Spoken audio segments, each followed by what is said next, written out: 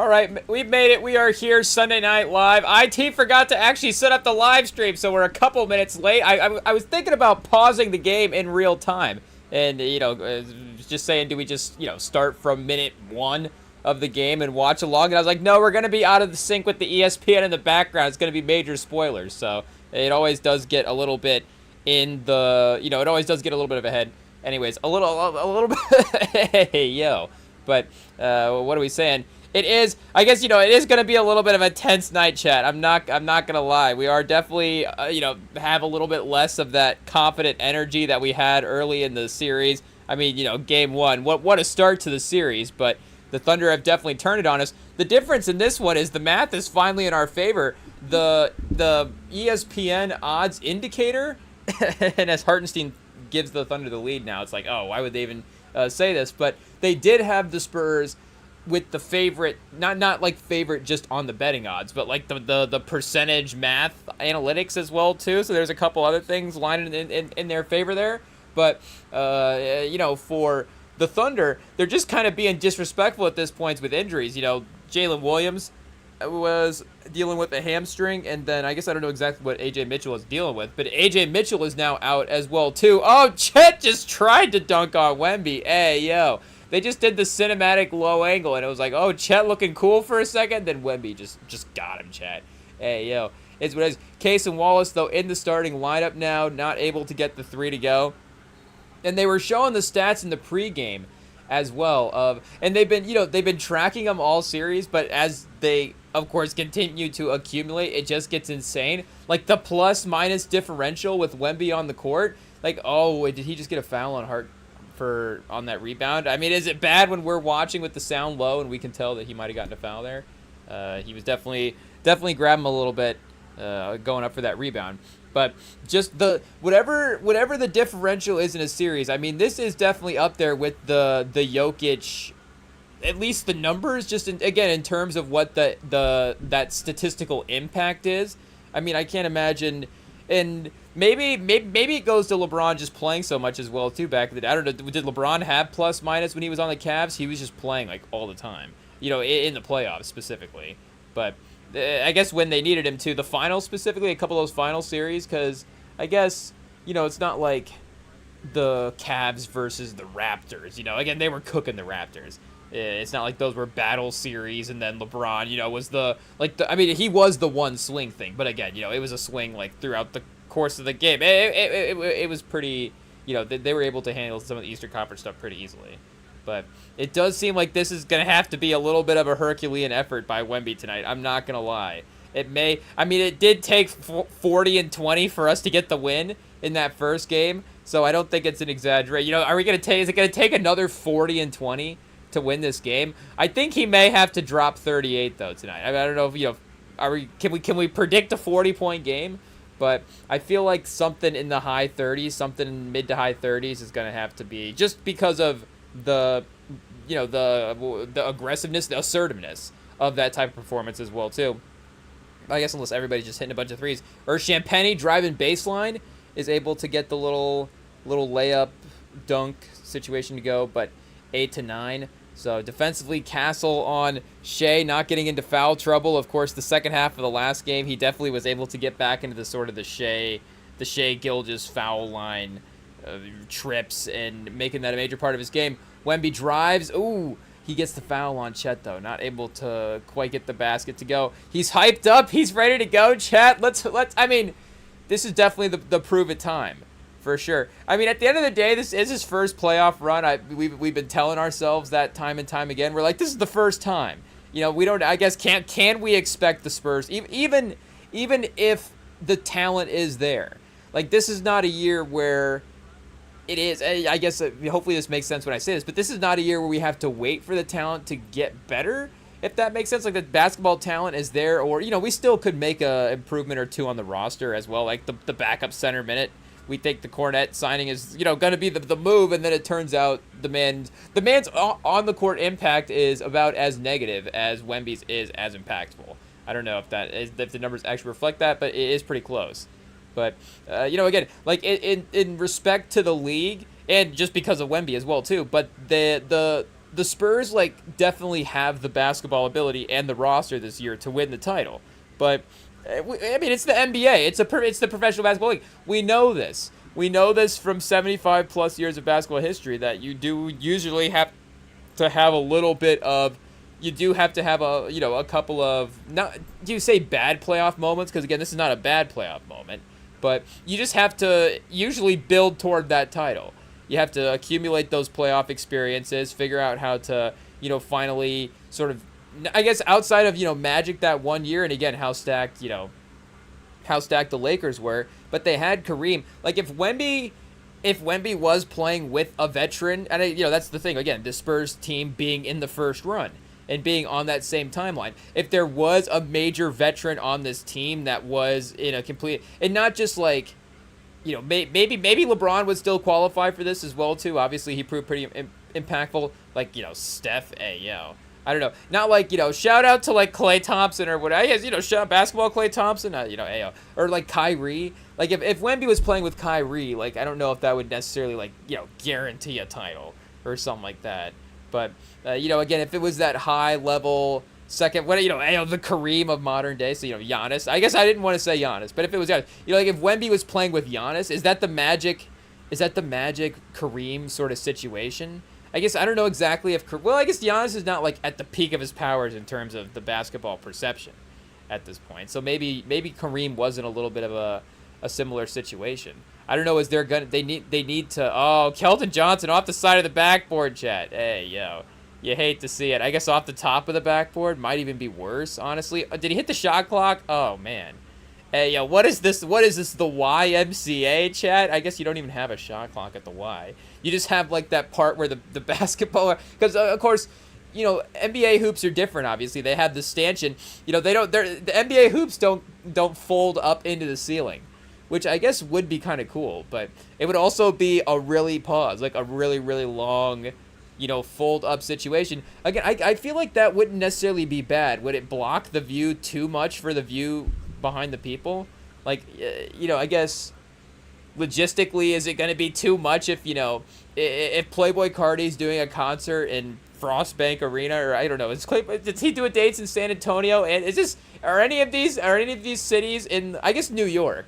But will Playboy Cardi tour any of these cities? I guess he'll probably tour Cleveland as well too. I would imagine, or toured. But OKC, Chesapeake Arena. Would he do Chesapeake? I guess you kind of have to, right? Do you have to? But it feels like that's kind of in its own area. Like San Antonio, do you just do Dallas or Houston or something and say, well, there we go. That's my Texas date. But maybe you also, go down to San Antonio, do a show as well too, and then, go over to Chesapeake. I guess that's what, if Playboy Cardi's like, why am I touring all NBA arenas? I guess if we were booking his dates, I guess, are there any other arenas besides NBA arenas? I guess there's like college arenas and stuff, and, other just arenas in cities that don't have NBA teams as well. And I'm sure, big cities as well too have multiple arenas that you can't perform at. But, either way, that would be our goal. Would just be to book an artist at every NBA arena. The NBA, the All-Star Tour, chat. Has J. Cole done that? Just the All-Star Tour. Why is that not the Fall Off Tour? I'm performing at I'm all 30 NBA teams. He gets out there. He wears the jersey, chat. I mean, he could really. It's like he's going pro. It's like he's made the team, chat. I mean, it'd be so cute. No, shout out to J. Cole. Shout out to J. Call in so we can plan the Fall Off Tour. It'd be great. The Fall Off Tour, he's like, I don't know, maybe we need to get like that, and I guess, obviously, the tread lightly with the AI tech these days, but, we need to get, is Downey using AI tech in Civil War? What is that? We need to get that tech that Downey's using where he has like the holographs. That's the word I'm looking for. How come scientists today aren't developing holographic? They don't ever talk about, holographs taking over the world. But you can still, have pretty cool projections and pop-up communications as well too. So, obviously there's good applications for it. I guess, you can't really, I guess, can you like ask a holograph, the same thing that ChatGPT, that you would ask a ChatGPT situation? I don't know. But again, maybe we need to pivot to holographs instead of AI as the next frontier. Hey yo, for the sake of the survival of the human race, chat. Hey yo, holographs they won't take over. It's not gonna be Edge of Tomorrow against the holographs. You know, you just have the nice little thing on your wrist, and then it pops up, and you just have like your, you know, just like that like holograph of your buddy. Hey yo, I guess it's like Star Wars, but also, you know, some of the Marvel stuff as well too. It is just more projection based than, you know, it is like AI or whatever. But, you know, what are we saying? You know, we need to, for the J. Cole Fall Off Tour, we need to get that. We need to get that projection technology so he can have like he can have like a younger version of himself, like, on the bench. Hey, yo. And then now as an old, you know, not old, hey, yo, as a, what do we say, as a veteran of the game, you know, making the Hall of Fame or something. I don't know. We're going to have to plan out the career. It can be like, oh, we could have Spike Lee write it, chat. It's like 2K. What year was that? Was that 2K16? I remember that. I was like, wait a second. Spike Lee's directing 2K? Hey, yeah, what does that mean? I was like, I guess we have to watch Chris Smooth play this game now this time. But what was that? 2K16? Spike Lee 2K. Shout out. Can we see the plot? I guess this is the... When was this? Oh, 2015. That's right. It would have been last year. Would have been the anniversary for it. Gameplay, development is a simulation, I guess, blah, blah, blah, blah, blah. Yeah, do they have what was the plot? What was the narrative? Because it was kind of cool. I don't remember if this was the most involved, like, the My Career mode, the My Lifestyle mode. I guess, yeah, I don't know if this was the most involved career mode. And I guess you do start to get into some of the... This was maybe before the free roam stuff started to get introduced as well. The neighborhood, that's what I'm looking for. This was before some of the neighborhood stuff started to get introduced. Do they still have a My Career mode in the same way with cutscenes and all that? Or is it just, you know, you have your guy with the VC and then you hit the checkpoints and then go to the neighborhood? Because, I mean, you know, that's a pretty good, you know, that's a pretty good comprehensive gameplay situation as well. So, like, that's about all we would need to do if we had 2K. Just, you know, wander around the neighborhood, shop for armbands, and then go play, you know, pickup games against opponents online. I mean, chat, I mean, this is what, you know, this is art imitating life, 2K. Hey, yo. Like, that's, you know, that's why it's perfect. But, you know, for 2K16, they actually had, like, a real, you know, a real story. As well, too. Was there loss and regret and pain and all those different things, chat? You know, joy. You cried tears. You laughed tears. The entire, you know, it's just, like, all the different emotions. Consists of 50%. DJ Premier, DJ Mustard, and DJ Khaled. So everybody, all the top DJs. Oh, chat, did we just do it like a spin there? Hey, yo, or what do they say, like a record scratch? All the top DJs. All the top DJs. Hey, yo, we need to get Premiere to remix that. Like it's the button intro. What's the button intro? Microphone check 1 2. That's what we just did there on accident when we stuttered. Hey, yo, we just all the best DJs. Oh, chat, our stuttering. It looks like OKC stuttering a little bit for their start as well, too. Let's go, chat. Let's go. 21-8. Wemby locked in. The Spurs fan base is cheering. Maybe we need to just keep our attention sort of, you know, not paying attention because it seems like it's working out. But we need to also find the plot for 2K16. Spike Lee 2K plot. Do we had it? I guess the Reddit's really enjoying it from back in the day. Dog, I'm playing 2K16 story for the first time. What was... It sucks because Spike Lee did his thing. There's nothing wrong with the narrative, but every player choice never came into play. I mean, who cares, chat? Who cares? I mean, what are you going to try to, like, wreck your guys? I was trying to drive my guy's career into the ground and couldn't do it. Hey, yo. Oh, chat. An hour 51:07. Is this on his IMDb? Living the dream? Chat, can we just get Spike? I guess he did kind of do this already with He Got Game, right? But can we just get Spike Lee to do this now? I mean, Spike Lee, I mean, it's time for another basketball movie. Spike! Hey, yo, Spike, I know you're in the chat. There's no Knicks game tonight, so what else are you doing? Hey, yo, we know you're listening, Spike. I mean, are we going to have... Next time we're out to dinner, be prepared because we're going to be telling you about how you need to make another basketball movie. It is what it is. The moment we got blackmailed for murder in 2016, is this a storyline that happens? Do you get blackmailed for murder? I guess, like, where's you know, where is Spike Lee's character character origin. Is that one of the storylines? I'm trying to remember. We are gonna have to go back and watch this, chat. Hey, yo. We'll report back. I guess it's right there. I was gonna say, can we find it? But shout out, our guy Smooth's got it. NBA 2K16, Living to Dream, a Spike Lee joint full movie. But it's time for another Spike Lee basketball movie. Because highest to lowest, he was back. I mean, he's always kind of done some action movies and, the storytelling type of stuff in a way. But he hasn't specifically done another sports movie, which I don't really know why. Maybe he just feels like he really got it. I don't know if he feels like he got it right with... Well, obviously he should. I'm just saying the competitive director in him. I don't know if he... Pause. I don't know if he feels like he got it 100% right with He Got Game. And he needs to make one with the player that we can watch. Because, again, obviously a Spurs fan, it's unfortunate. It is what it is. But, yeah, it's been... I guess, was that 90... Was that also 96 as well, too, for He Got Game? I mean, we're in the decade. But... let's see what we got here for the year 98 for He Got Game. So it's been almost 30 years in a couple years since his last sports movie, again, just in general, and that's his only one, right? Is He Got Game.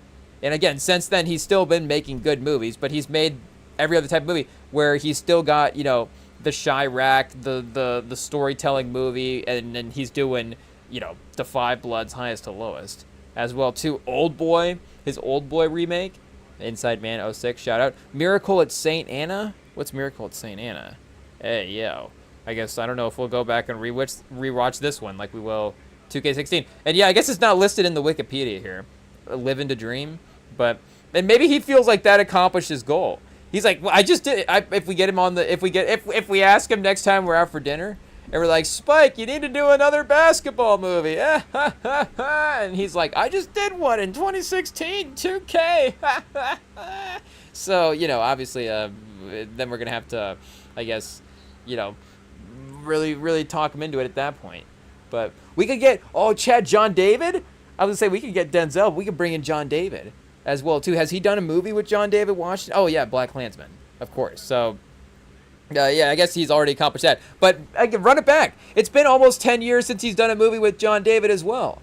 So why not, make that? I guess I don't know exactly if Spike is making a ton of movies. Again, it was 5 years between, The Five Bloods and Highest to Lowest. But still, if he needs to make another movie, Spike, make a basketball movie. Make the Wemby doc. Hey, yo, the Wembanyama story. I feel like it's too soon for the Wembanyama. If we get the Wemby story, it's like a Disney movie at this point. Hey, yo, it's like a Pixar joint. We can't cast Wemby in real life. We have to animate him, chat. We have to do Pixar movie.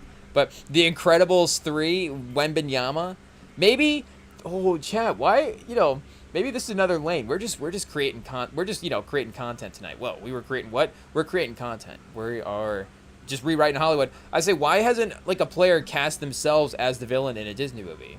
Why can't Wemby actually just be the villain in The Incredibles 3 as Wembanyama? They actually have to take down Wemby. Obviously, again, it's not... Wemby's not... He's not a bad guy in real life. But it's for the movie's sake. Where he's... And, I guess he doesn't really have superpowers. He's just... well, his superpower is hard work and, height.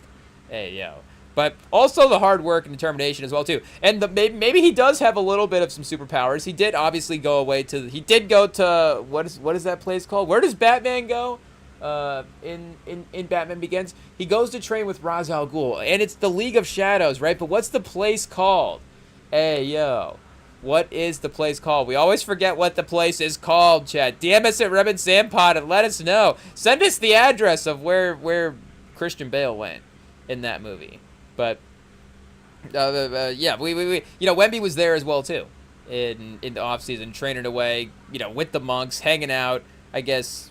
I don't know exactly what that was like conditioning and stuff that he was doing, running around in the mountains. I guess maybe some of the meditative mind focusing stuff that he was working on as well. Being able to control his elbow when he wants to swing on Shea in, a moment. But, again, it does seem like, at least some of the stuff there worked as well too. And I guess we were making fun of Wemby this offseason because he was doing all these random things. And it's like, Wemby, like, what happened to being, Chad, we were being old school. Like, what happened to being in the gym, getting, 500 shots a day? And I guess Wemby's like, no, I don't even need to play basketball. There was one point, and then I guess we remembered there was a timeline as well, too, where it was like he was injured and couldn't return to basketball activity. But then he was also, like, having videos of him, like, playing and training soccer. So it's like, okay, he's not cleared for basketball activity, but he's like playing pretty intensely in these soccer games. So I don't know what the exact athletic correlation is there, but it just seems like whatever the injury is, if it's a basketball, if you can't play basketball, like, you probably shouldn't be playing soccer as well too. Again, maybe there are some sports, but it feels like that's a pretty good correlation there. And then, again, it was like, where's the basketball training? Where is the highlights? Maybe that was just the internet, again, focusing on the other stuff as well, too. And then it's like, Wemby, maybe he is Batman. By day, crazy conditioning and training, and by night, just training hoops as well. The skill training. Maybe he really takes the skill training up a notch as well, too, this next season. And, again, this was that conditioning, that presence-focused year of just really, again, not necessarily getting pushed around, really being able to assert himself on the league. And Champagny just hit the backboard from the other side, Chad. So we've only got, we'll have to wait for the next quarter and see if we can hit the backboard on both sides in the second quarter. I guess it is 23-10. So we can't complain too much. The Thunder maybe as well, too. Again, resting Mitchell and Williams and getting a win in San Antonio in the last game. Maybe they are kind of mentally ready to go back to OKC 2-2. I don't know if do they feel like that's a win? Oh, Chad Cornette getting blessed by the Monks beforehand. You'll love to see it, I guess. Hopefully that means they had to bless him, Chad, because he's minus 37 in 33 minutes. The Monks are like, poor Cornette. I guess that's not even. I don't even think that has anything to do with him, and his religious views, or the fact that again they maybe they're Cornette's family first. Again with the Magic City letter that he wrote. I literally just think the Nuns are San Antonio fans, and Cornette's been that bad in this series that they had to go down to the sideline and they're like, this guy, we need to pray for this guy. This guy, he's giving up more points than minutes he is playing in the series. Is historically bad, so we need to act. The Salesman sisters of Saint what? I don't even know what that was, but that's like some some Jean's henchmen right there. I don't know what's going on there, Chad, but. Yeah, they had to bless Cornette's performance. And Chad, look, he's balling out. He's balling out. We love to see it. He needed that. He did need that. He needed slapped around by the Nuns a little bit. Hey, Chad, I mean, we tread lightly. But in terms of basketball performance wise, he did need that. So, maybe some defense here as well too could be a good a good extra thing. Maybe another prayer for the second half they can re-up. I don't know. It, really would be might not take any. Don't want to take any chances anyways. But again, I think that Cornette just needed something. There was really no other choice left at this point. It was either bench him, play Mason Plumlee, or get the Nuns to pray for him. So instead of at least Mason Plumlee's like, what is this? Mason Plumlee was running around extra hard in the last game, too. Pause. Maybe that's why. He's, like, so far away from playing. He's like Mitch Johnson's like, we'd rather have the Nuns go pray for Luke Cornette than subbing Mason Plumlee. That's how bad Mason Plumlee can be at times, I guess. And then Kelly Olynyk as well, too, is just there's no use. There's no use. I don't really even know why we're carrying Kelly Olynyk on the roster going into the playoffs, but There was a highlight package I was seeing of people saying that the Spurs need to unleash Kelly Olynyk on the Thunder, but it's all the highlights of Kelly Olynyk just injuring people throughout the course of a game. I mean, it is worse. It's worse than Draymond. Hey yo. And I don't know, do we have to get into some media stuff there? Why are we focusing on Draymond and not Kelly Olynyk? I mean, it's to Draymond's credit that I guess he's had breakdowns in higher moments. Hey yo, what does Denzel say about that? But it's like Will Smith at the Oscars, Draymond just slaps, or kicks. Hey, I guess, there's a little bit of, there's a definite difference there. But what do we say? Either way, he, kind of spoils the moment with the way he approaches his co-star in that moment. LeBron and Will Smith with Chris Rock. But what are we saying? for hey, yo, chat. I guess shout out to Will Smith and Chris Rock. It is what it is. But I mean, chat, we would all listen to Jada Pinkett. And no, would we? I don't know. But what are we saying? It's 17-28. Thunder bringing a little bit of momentum back. But again, no Mitchell. Oh, Aaron Wiggins, chat. Hey, yo, people are talking about AJ Mitchell's the trade bait. Maybe it's Aaron Wiggins. Hey, yo, Isaiah Joe. I mean, Wiggins is like kind of decent. So maybe Minnesota. Would Minnesota have won against the Spurs if they had Aaron Wiggins out there on the court at some point? If he was like could he be their fourth guard? Instead, would Aaron Wiggins be playing over Conley as well too? I mean, Conley was okay.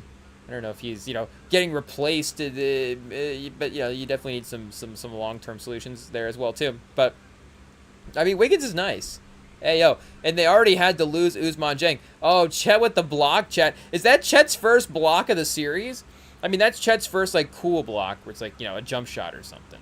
But definitely the first time he's blocked, like, a jump shot in a long time. Again, Wemby's so much of a better basketball player than Chet that he just, sometimes Chet doesn't even look that impressive when he's out there. But, hey, yo, see, because Wemby just blocks that one right there. Oh, Chet follows it up from the help side there. De'Aaron Fox from half court. Oh, we almost got it. Almost one of the best threes of his career right there. Just pulling up straight from half court. I don't know why. I don't think Wemby liked that one. Or it's just communicating about something else here as well. But, of course, 2-1 or, 3-1 or 2-2 here for the series. Basically, a very much a do-or-die game. Wemby, of course, quoted as saying going into the game, we're going to find out what we're made of here. So, there is definitely that historic pressure on the line, and you do love to see San Antonio respond this way. Now, OKC has had some slow starts in some of the games before, so there is definitely a second, third quarter run here that we do have to look ahead toward.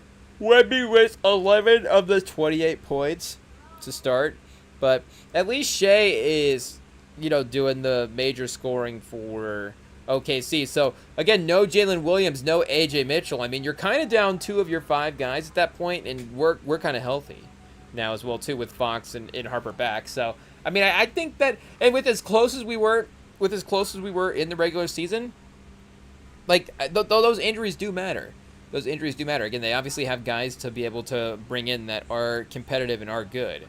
But the best version of the team is still probably a tad bit better than what San Antonio is at that point. And again, given the extra layer of experience in the veterans that they have, as well too the fact that OKC's already done this, like, it does give them a little bit of advantage. But for San Antonio tonight, I mean, it feels like the roster is definitely leaning our direction at this point. So, we're going to have to take advantage of that just as a practical standpoint. But again, with the fact that we are looking at that historic sort of, or monumental, what do you say? That monumental deficit in the series of 3-1 if that does become an issue.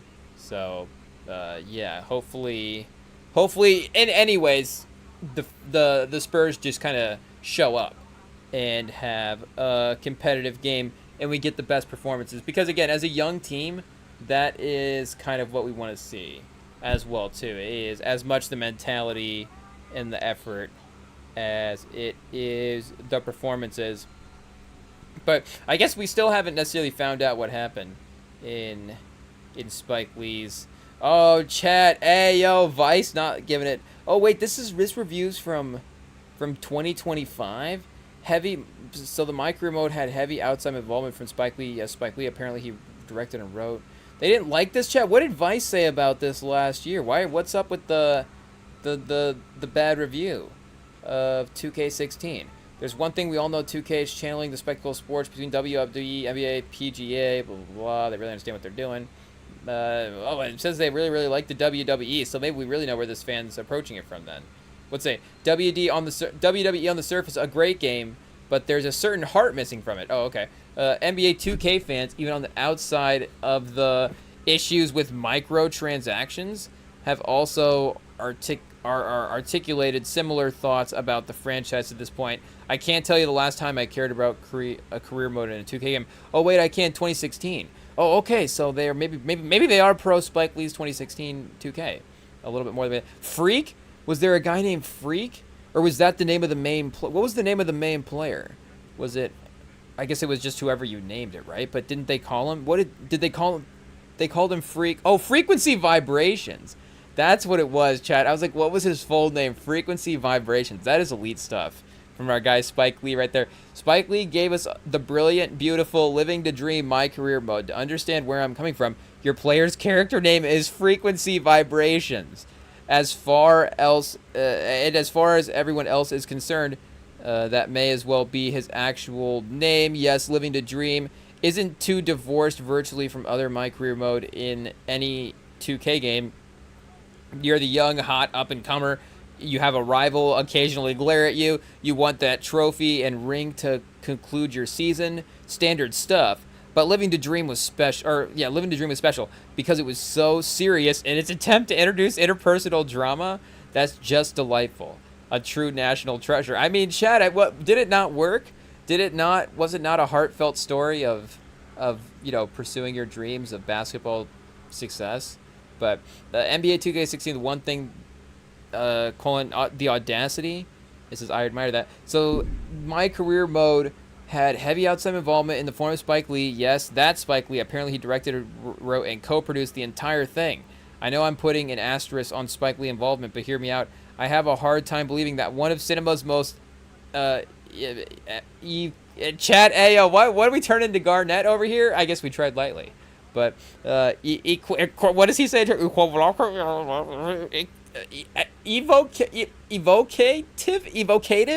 Evocative. One of cinema's most evocative? Is that the word?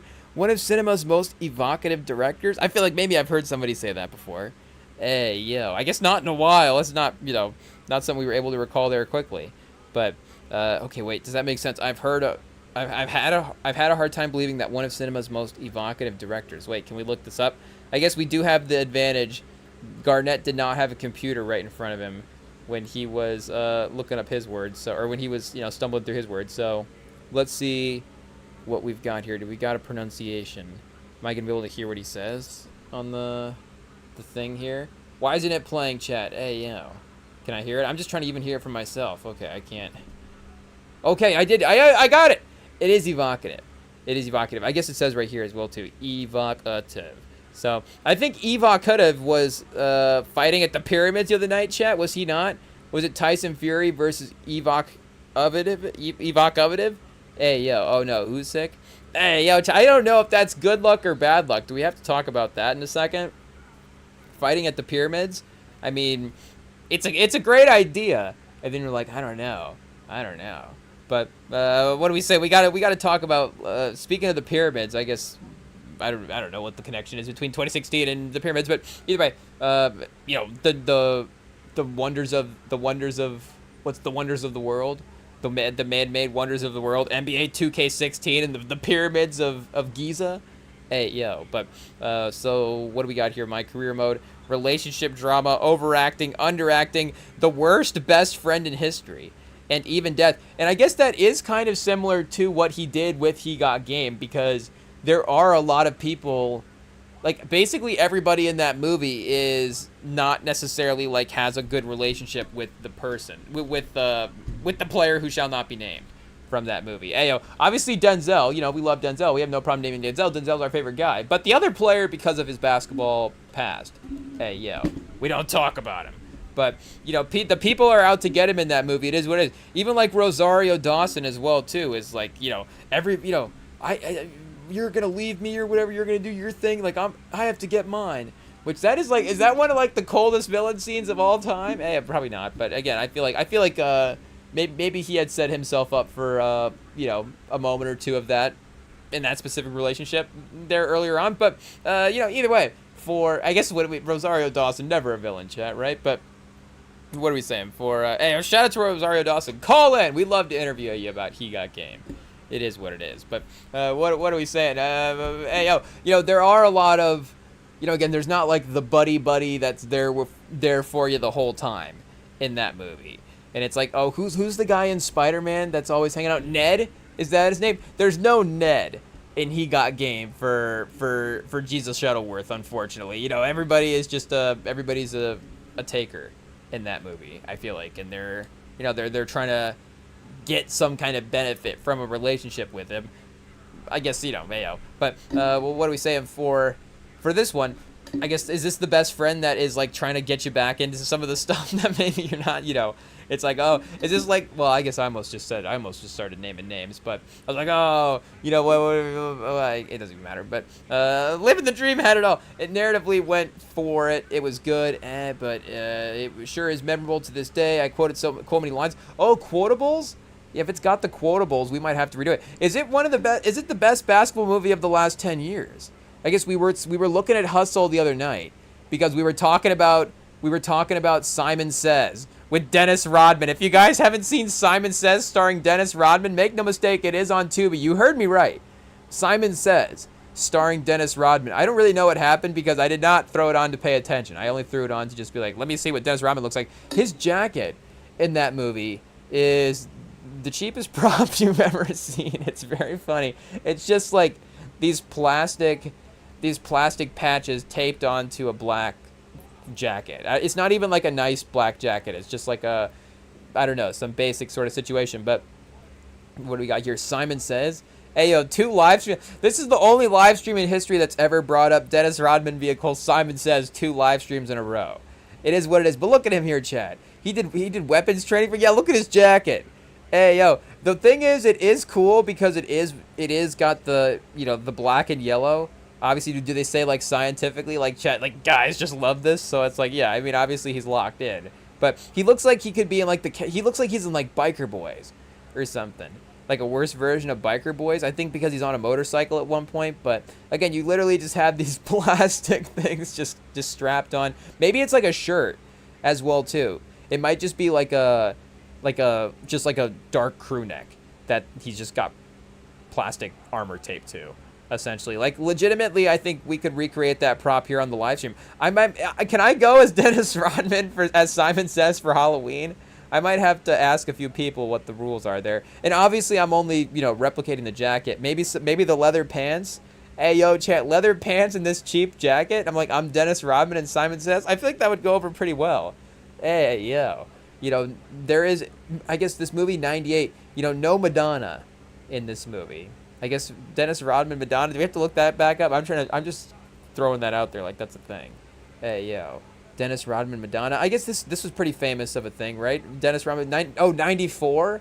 Okay. The $20 million proposal. One of the most famous and recurring anecdotes. I mean, the Google AI just pulls this up first thing. Hey, yo, sorry to Dennis Rodman. Google AI is just laying it all out there. Pause. One of the most famous and recurring incidents Rodman had about their time together is a wild pregnancy proposal that Rodman claimed that while he was gambling in Las Vegas, Madonna... Oh, wait, who offered who? Whoa, wait a second, chat. I don't know where this is going. Lock in. He allegedly offered her... Oh, I don't know if that's good or not. To pay him $20 million if he successfully impregnated her? Wait, chat, Google AI is just throwing this right up first? Hey, yo. Rodman stated he immediately put the dice on hold and flew... Oh, wait, were they on the phone? What was happening? Rodman claimed that while he was gambling Las Vegas, Madonna called... Madonna called him to say she was ovulating and wanted to try to get pregnant. Oh, okay, so we should have read the story. He alleged that she offered to pay him $20 million if he successfully impregnated her. Rodman immediately put the dice on hold and flew to New York. Chat. He got on a private jet. He turned into Simon Says and just flew across the country. Hey yo.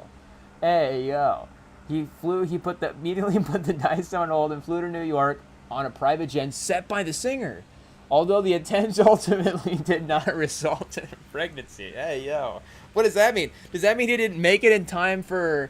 Does that mean he didn't, make it in time? Or, hey, yo, it just didn't happen. It just didn't work out. Or did they just change their mind at the end? $20 million? She offered to pay him $20 million if he sexually impregnated. That was just bait to get him over there, Chad. Hey, yo, she was just talking. She was just talking talk. It is what it is. But 20 mil? I mean, are you actually going to offer Dennis Rodman 20 mil? Hey, yo. I mean, hey, yo, chat. Dennis the Rodman.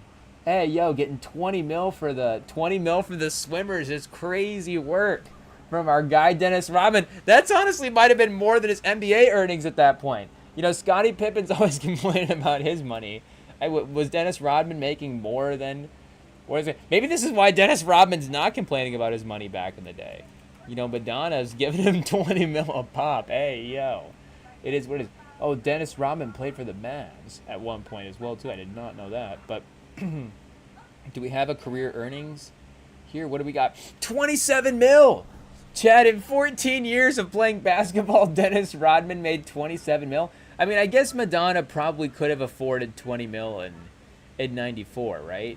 Like there's that clip of Michael Jackson going through that one antique shop, and he's just like pointing things out, and he's like, we bought that, and we bought that, and we bought that, and we bought that, and then the one guy's like, oh, that's another $500,000 or whatever, and I don't know.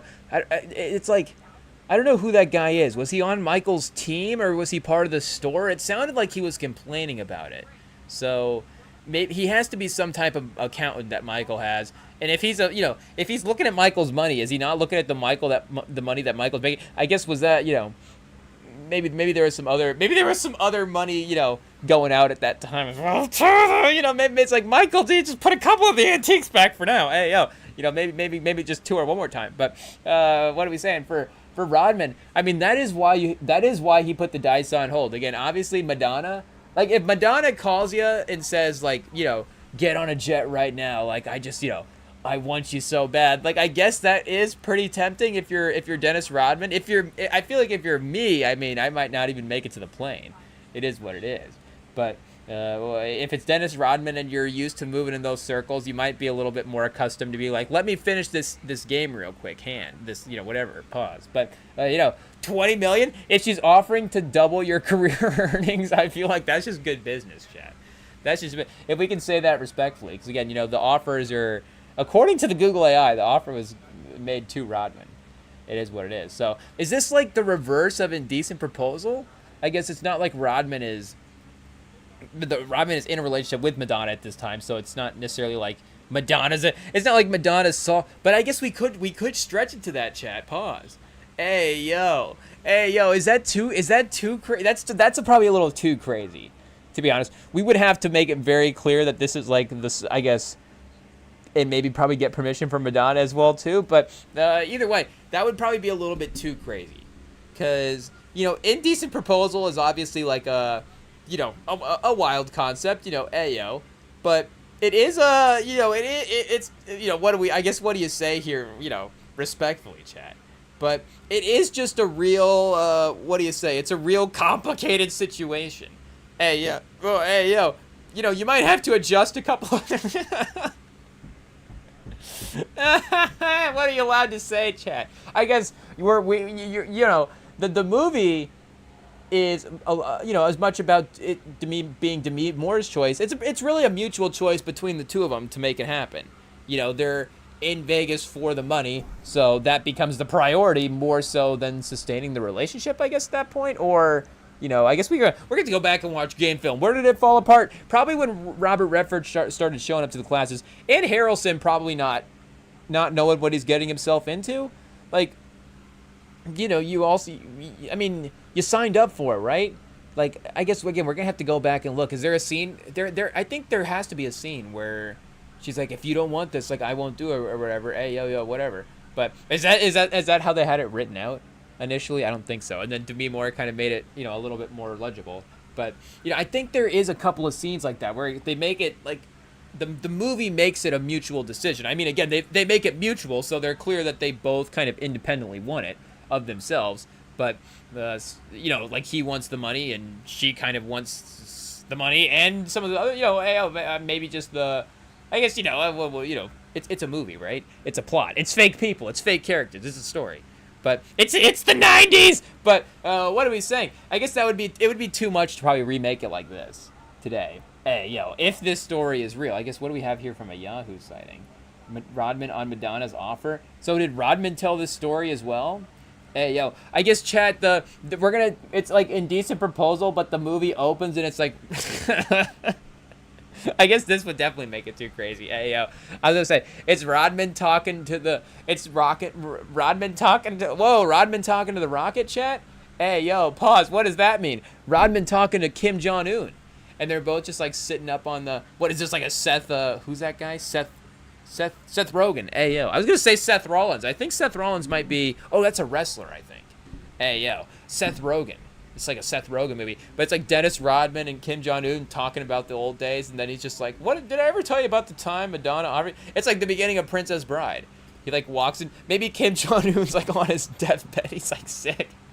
And Dennis Rodman walks in to read him a nighttime story. Hey, yo, chat. Is it getting hot in here? I don't know. But what are we saying? I guess again we literally just looked up Dennis Rodman. I didn't even know. Oh, Dennis Rodman Madonna. I guess we didn't look up this specifically, but yeah, I mean that was the first thing that it brought. So wow, hot start for the Rodman Madonna relationship. But Rodman in '94, I guess, was playing for San Antonio, and Madonna was actively shaping her cultural image. Rodman credited their time together for allowing him to embrace his eccentricity. Oh, we got that one pretty good, chat. There we go. And individuality, helping him break out of his shell. For her part, some speculate the high-profile dating phase helped revitalize media buzz around Madonna, with Rodman noting they helped motivate each other's careers. Interesting. But a Rodman Madonna movie in general would be fun, I think. They did do that Pam and Tom they did do that Pam and Tommy show, right? Was it about their lives or was it about something else? I'm not sure, but there was like that, I guess if I'm thinking like crazy relationship type of situation, like they have done limited series on those types of things before. I guess in some ways, Zendaya and Pattinson in the drama, is that like paving the way for the Dennis Rodman Madonna movie? Obviously, we tread lightly there. But again, I'm just talking about, are we just bringing back like high profile, two-star relationship type movies? I guess again, that's way different. Probably not the comparison to make. Maybe Wuthering Heights? I don't know, Chad. I don't know what we're allowed to compare this movie to. Who's playing Rodman? Who's playing Madonna? What's the highest profile NBA relationship right now? I guess it probably was. It honestly, would it have been Clay and Meg there for a second? I think it might have been. Because some people cross over. And I don't want to, get disrespectful as well, too, to other, to partners of certain people. But there are some people that, are what do you say? They're like they're relationship famous, if that makes sense. They're people can do their job to build their career in their own right, but there is also that attachment to the resources that the basketball career has had. So I guess that's the thing. It's like some people are famous through the basketball resources, and some people are famous through kind of their own resources as well too, if that makes sense. But so again, like if we're talking about the number one, like, own resource fame relationship, if that makes sense, like, who's the number one celebrity NBA girlfriend? I guess are Ingram and Glorilla still together? Because they were dating there during the season. There were some posts of her sideline at the game, but I feel like that happened after the Clay Meg situation. But regardless, I feel like they if they're still together, it may work out that maybe the number one at this point. Because again, like, is Steph, I guess, and we're talking dating, right? We're not talking married. Maybe that's the qualification I'm trying to make as well too. Once you get married, it doesn't count until you get divorced again. I don't know, but I guess not to say about the high profile marriages that are in the NBA, chat. But just a little satire on the relationship stuff in general. But what are we saying for the NBA? Like Steph and Ayesha, like obviously Ayesha's famous, but again, it's different. It's not like relationship, and it's not like drama famous as well too. For their for the good part of them as well. They do have. I guess there's maybe a couple clips, but outside of that, it seems like there's it seems like they're chilling. But what are we saying here, Chad? We're just trying to talk about Dennis Rodman and Madonna. I don't even know what we're saying. We're trying to say who's the most famous NBA celebrity. Because we know who the most famous NFL celebrity relationship is. Hey, yo. I guess they did just get married, but Donovan Mitchell and Coco Jones are pretty famous as well, too. We were talking about them last night during the game. I mean, unfortunately, they're going to get, Donovan Mitchell might get swept in the playoffs. It is what it is. But they're both pretty famous. For sure. Who's a famous NBA player, chat? Ayo. But again, who's like Durant's single? Everybody else is kind of like is Luka single? Ayo. I guess Shea doesn't have like a celebrity relationship necessarily. Maybe other people just don't have celebrity relationships. So I guess is Wemby gonna be? It's gonna be Wemby, right? That is gonna be the thing. It's gonna be Wemby because he doesn't have like a. I guess to my knowledge, maybe he does. Maybe he does. Maybe this is another biopic or something that we need, the Wemby secret relationship. But, hey, what are we saying? But I'm just, he doesn't have like it seems like a high school situation or something. Or like, somebody that, again, they met when they were, before he was like really, really super famous and they kind of stuck together. I guess maybe like a Savannah situation, or I don't know if it would be, even before that as well, too. I guess, like, did Halliburton meet is Halliburton married? I don't know. Maybe they're just still just in like a relationship at this point. I don't know. But I feel like maybe there is. I don't. What's Halliburton? I guess I'm trying to place those limo clips with some of the information that we have. But what are we saying for Wemby? It will be him because he will get in a high profile relationship. I mean, he's locked in for now. But again, like he's gonna achieve. I guess the only thing that would derail him at this point, would be the obvious thing that we could say, but we won't say it because we don't want to, put that out there. I guess there is team building things as well too. Yes, the Spurs could ultimately, year to year not be the same team that they are. Do they lose a couple guys this year? Maybe Harper doesn't quite. I don't even want to say that, but I'm only saying that because we're so confident it's not going to happen that. I'm just going to throw it out there. But I'm just saying, like, maybe he requests a trade. I don't know. He's like, Ron Harper's like, I decided I don't want my kid to be there. Like, let's move the situation somewhere else. Like, again, we don't know. Like, it could be something. But assuming that this team stays together on the right course with Wemby healthy and all that stuff, that they should achieve a title. They have the talent. Again, the Thunder had that exact situation with OKC and James Harden, and they should have achieved a title as well, too. They should have probably in 2016, but, if that three stays together, it's almost impossible to say that they don't win one at some point. But, so, again, maybe San Antonio is a little bit there right now.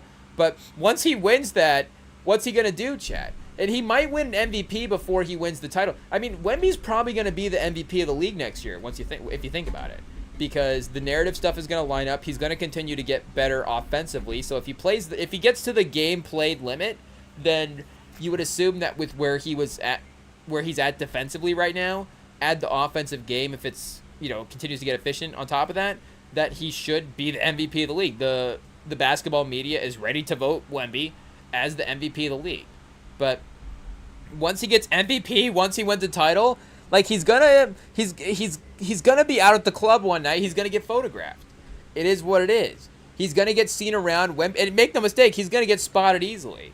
I actually saw a clip of him. He was in the grocery store in like one of those motorized wheelchairs, and that was like a little bit of a wait a second, what's going on here? Like he just like he can't walk around in daily life. Like what is this? But I think it was just more like maybe I don't even know what it was, Chad. I don't want to speculate, but regardless, it'd be like a Wemby seen in wheelchair next to Olivia Rodrigo. I don't know what the situation's gonna be, but again, Chad. I guess. There's no need to speculate. That gets to be crazy territory. But either way, I'm telling you right now, it will happen. Maybe even a low-key... there is a chance it could be a low-key person from the celebrity world, if that makes sense. So the person themselves... Again, we went the most famous... Tate McRae, But, I don't know, is Lupita with anybody? Everybody's talking about Lupita right now. The only thing we have to say is shout out. But what do we got here, chat?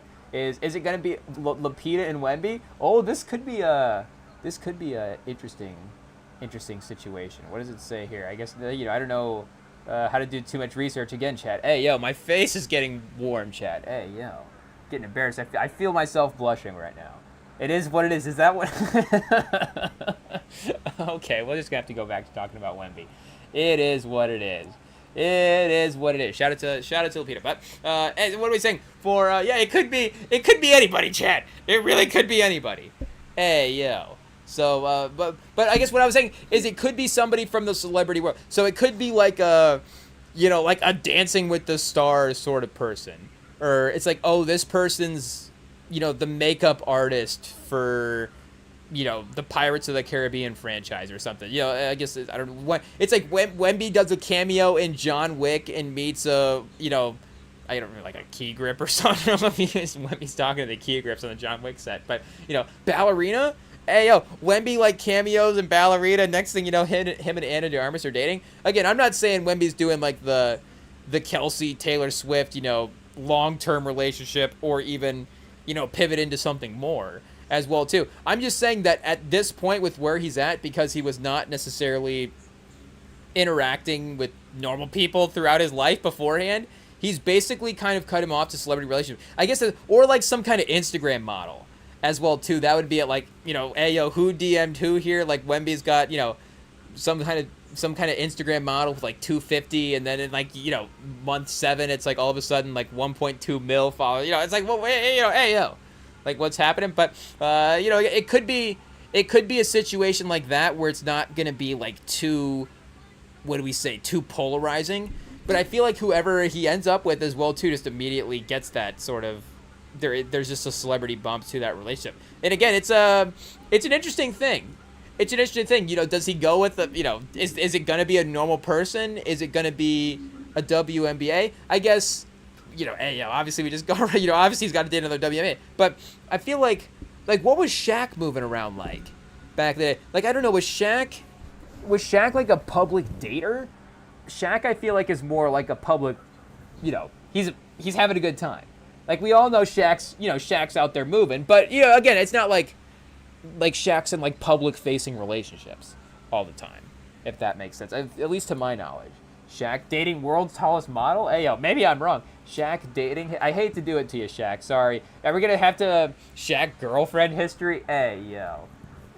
Well, are we going to have to do I was going to say the Christian Wood with Shaq. That's kind of crazy. Pause. But Shaq, we're not familiar with your game.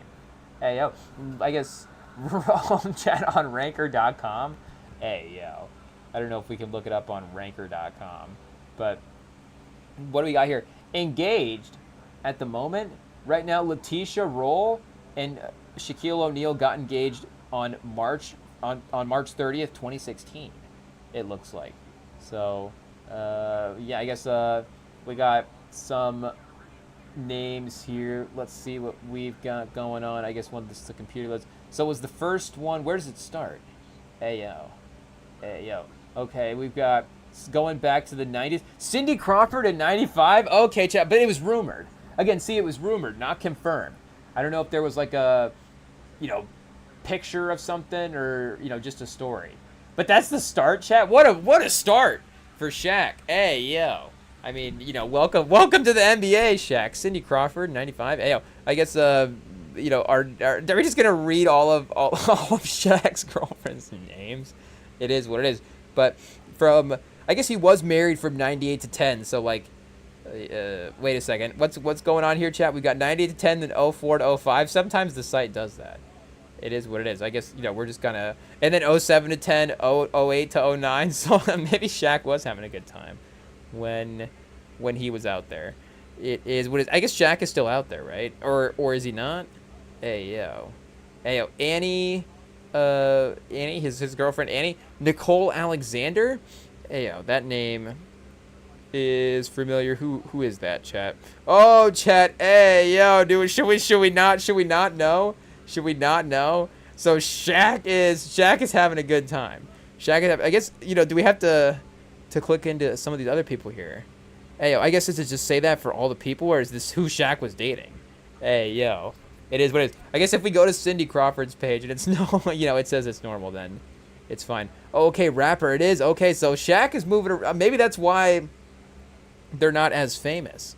It is what it is. Or they are as famous, but the relationships aren't as talked about. I don't know. So is that the possibility, Chet? Wemby ends up with a porn star? Hey yo.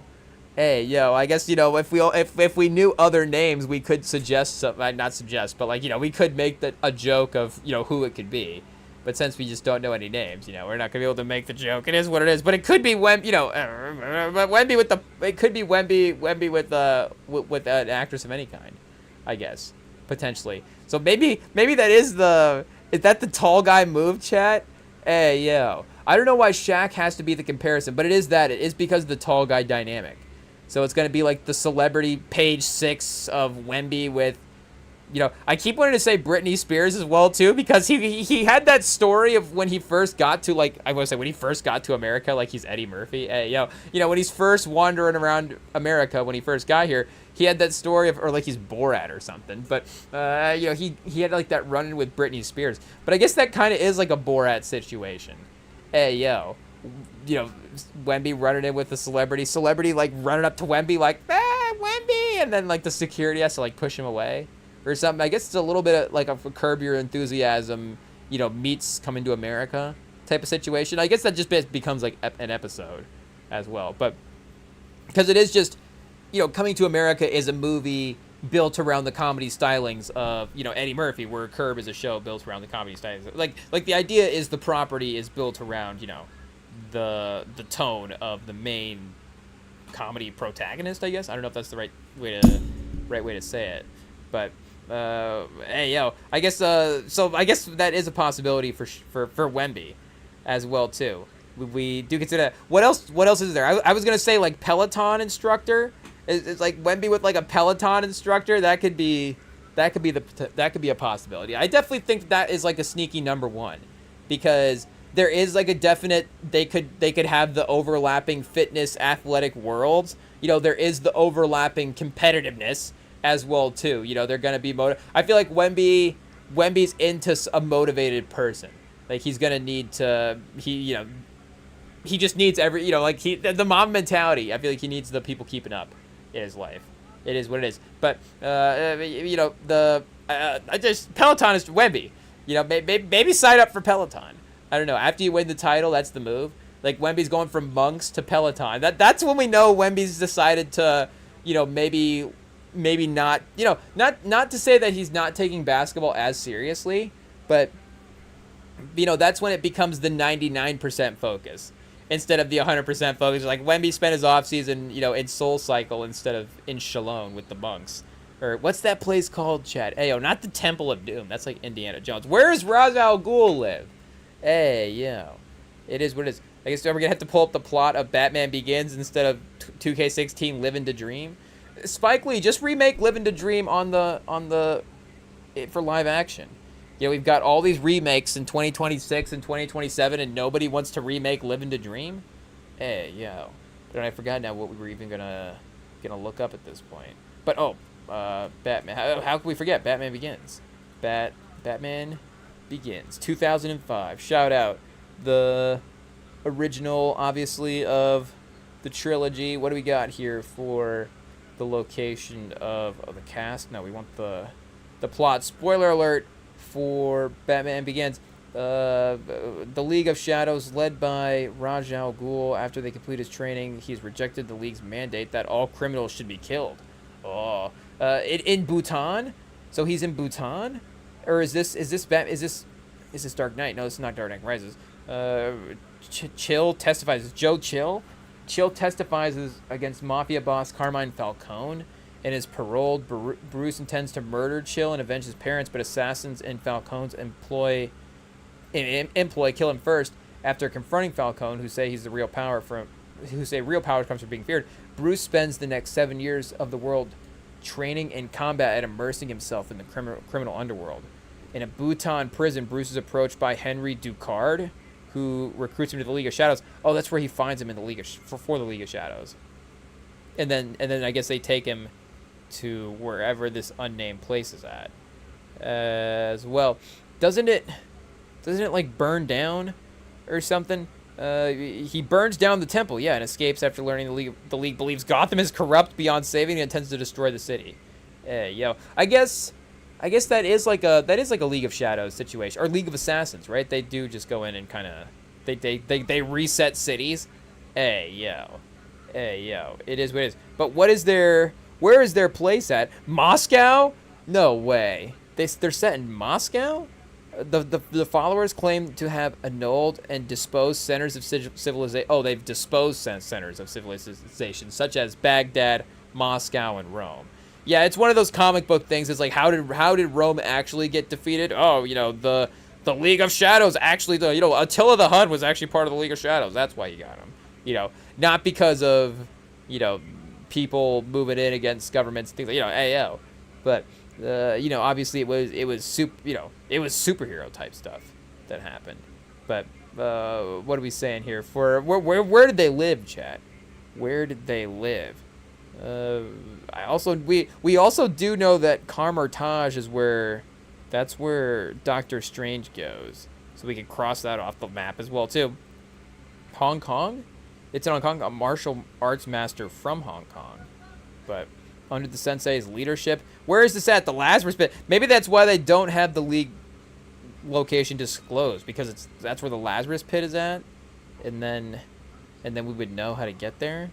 Hey, yo, Mr. Freeve's wife, Nora, her name's Nora Freeze. Hey, yo, was brought back to life as the monstrous Lazara, and several members died in the resulting chaos. Oh, chat, see, that's why we can't know where this Lazarus Pit is at. It is what it is. So I guess it is just an undisclosed location in the hills of somewhere. Hey, in the far eastern hills is where they train, basically, it sounds like. So, pretty vague. But, yeah, I guess that's where Wemby was at this offseason. It's working so far. So when we're back, we'll try to see if we can find the story for Frequency Vibrations. And, maybe Frequency Vibrations, is he on one of these rosters somewhere? Hey, yo. Wemby, 22, chat. 22 tonight. Castle with 5.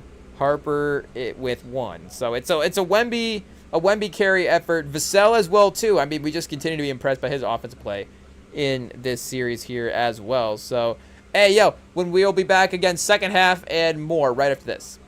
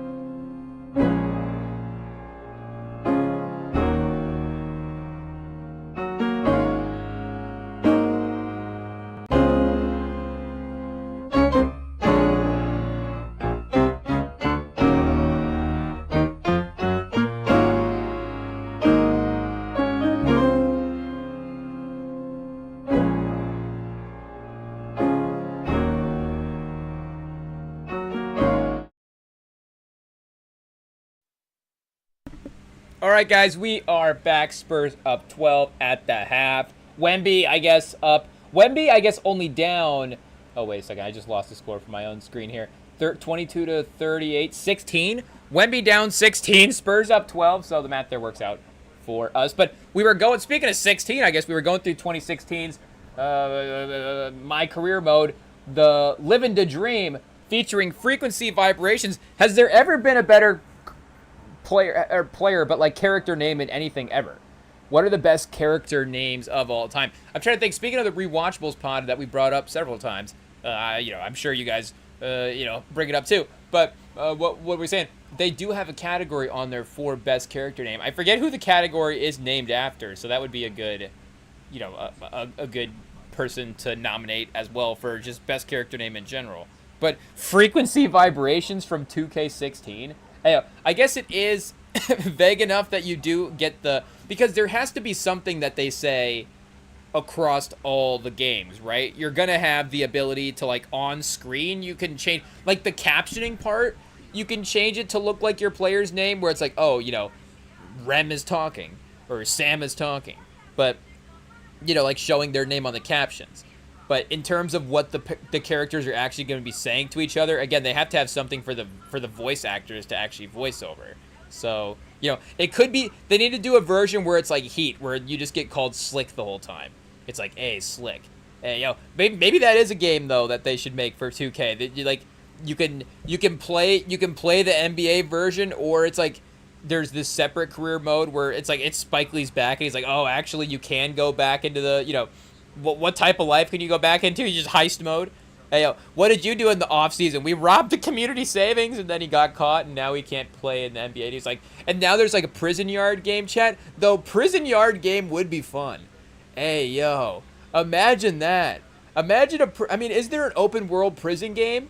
Hey, let me see, chat. I hate to just give out this idea again on the pod. It is what it is. Open world prison game. Do people search these type of things when they're looking for video games?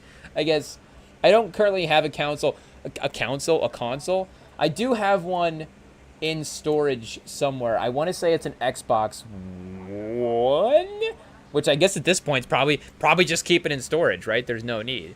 But I guess I forgot about that as well too. I was thinking, I told somebody the other day the last one I had was a 360. I forgot I had the Xbox One. Hey, but I guess it wasn't quite as of a legendary run as the 360. The 360 was a legendary run for us. It is what it is. But does anybody, I guess 5 years ago, somebody asked on Reddit, open world / RPG role-playing game set in a prison? Hey, prison escape, dig out? No, chat, we don't want to escape at all. We want to get into prison. I mean, not a prison break, but like a prison, prison life game. Ayo, we call it Folsom. What's this? Somebody called this game Scum. Ayo, SKUM. So that's, more of a pause than it is an insult, to be honest. But what is this? Ayo, I guess there is some type of, we got a bleacher set up here. So is this a prison yard? But this doesn't look active. Oh, this looks like zombies. There looks like a zombie situation here. So I don't know if that's exactly what we're looking for. I want to be, well, not I want to be. I want the game to be in an actual prison, and you're there for you get like a life sentence. It's like Con Air, but the beforehand time, if that makes sense. The before time, like when he's in prison and he's just like sitting there like writing notes, and he's like, dear Sally, like I forget exactly what the notes are, but he's like, dear Sally, the prison's in chaos again, but every time I think of you, my world is calm. So it's like, oh, Nicolas Cage, he's such a sweet guy. But we might actually here. Let me just lay this thought out here real quick, chat. Hey, what do we got? Open world prison game starring Nick Cage. Do we have to have a star? And who was the star of the Prison Break show? That show was pretty successful, and he was like a bad guy superhero in one of the CW shows. But he was I honestly don't know if he was good or bad in that show. I'm assuming because it's the CW, it was bad. No disrespect. But also because he was in Prison Break, he might have been a good actor. I'm not sure. Is it one of those things where like the one good, but it could be one of those things where the one good actor is actually bad on the show because he's not really taking it as seriously as well too. But yeah, you do have. I guess in like Amell was like Arrow, like Amell, Stephen Amell, the Arrow casting. He did a good job there. Obviously, that's a strong casting, a good performance. I guess there's a bunch of other castings that are good, but that's in terms of the lead ones, that's I feel like a good idea. But open world prison game, I guess I don't know. I feel like that's like pretty self-explanatory, right? So you're just, I guess, I guess GTA, right? You commit the crimes and you don't go to prison, so there can't be like legal reasons as to why we can't make this. You got like trade. Again, I was just listening to Michael Mann on the Heat commentary, on the director's commentary. We were just talking about this the other day, and he has this whole story about Macaulay going to prison, and he just describes, obviously, these are things kind of, these stereotypes of prison kind of exist. We try lightly, but just the idea of, again, the economy that goes on in there, but then there's like the sports and stuff and entertainment, things like that. But, entertainment again, we try lightly. But like even Goodfellas, like has a scene where, there's like kind of stereotyping prison in some way where, the other side of it with money and influence and that type of thing. But what do we say? We want open world prison game where we can play pickup basketball games. I guess that's going to be the difficult part, right? Pickup basketball, pickup sports. I guess open world prison game. I guess let's just start there and see what we got. Does this even exist as a concept? It doesn't see like best open world prison games. Escapist 2, pixel art, prison sandbox, prison architect, more management focused, but escape mode lets you live inside your own prison and attempt escapes. Yeah, see, we don't want to escape. A way out. Is life sentence? That's the name of it, chat. Hey, yo, I think the name of it's called Life Sentence. GTA Mafia 2, iconic prison opening section becomes full crime sandbox. Honestly, I just want to play a game called Mafia 2. That sounds pretty fun. Let's look this up here real quick and see what we got going on. No pictures? Hey, no bald Italian guy to get us excited? Pause. But, whoa, hey, yo, what does that mean? I guess just to, like, the authenticity of a Mafia story, right? Like, bald Italian people? I don't know. But if you mean a true open world prison game, yeah, see, Chad, it doesn't exist. It doesn't exist right now. So we might actually have to cook this up real quick. Let's see. We got design. Is somebody gonna steal our idea? If hey yo, if there's a video game designer in the live stream right now, at least at least put the pod maybe in the show somehow, or in the game. If you can work the pod into the game, then that's fine.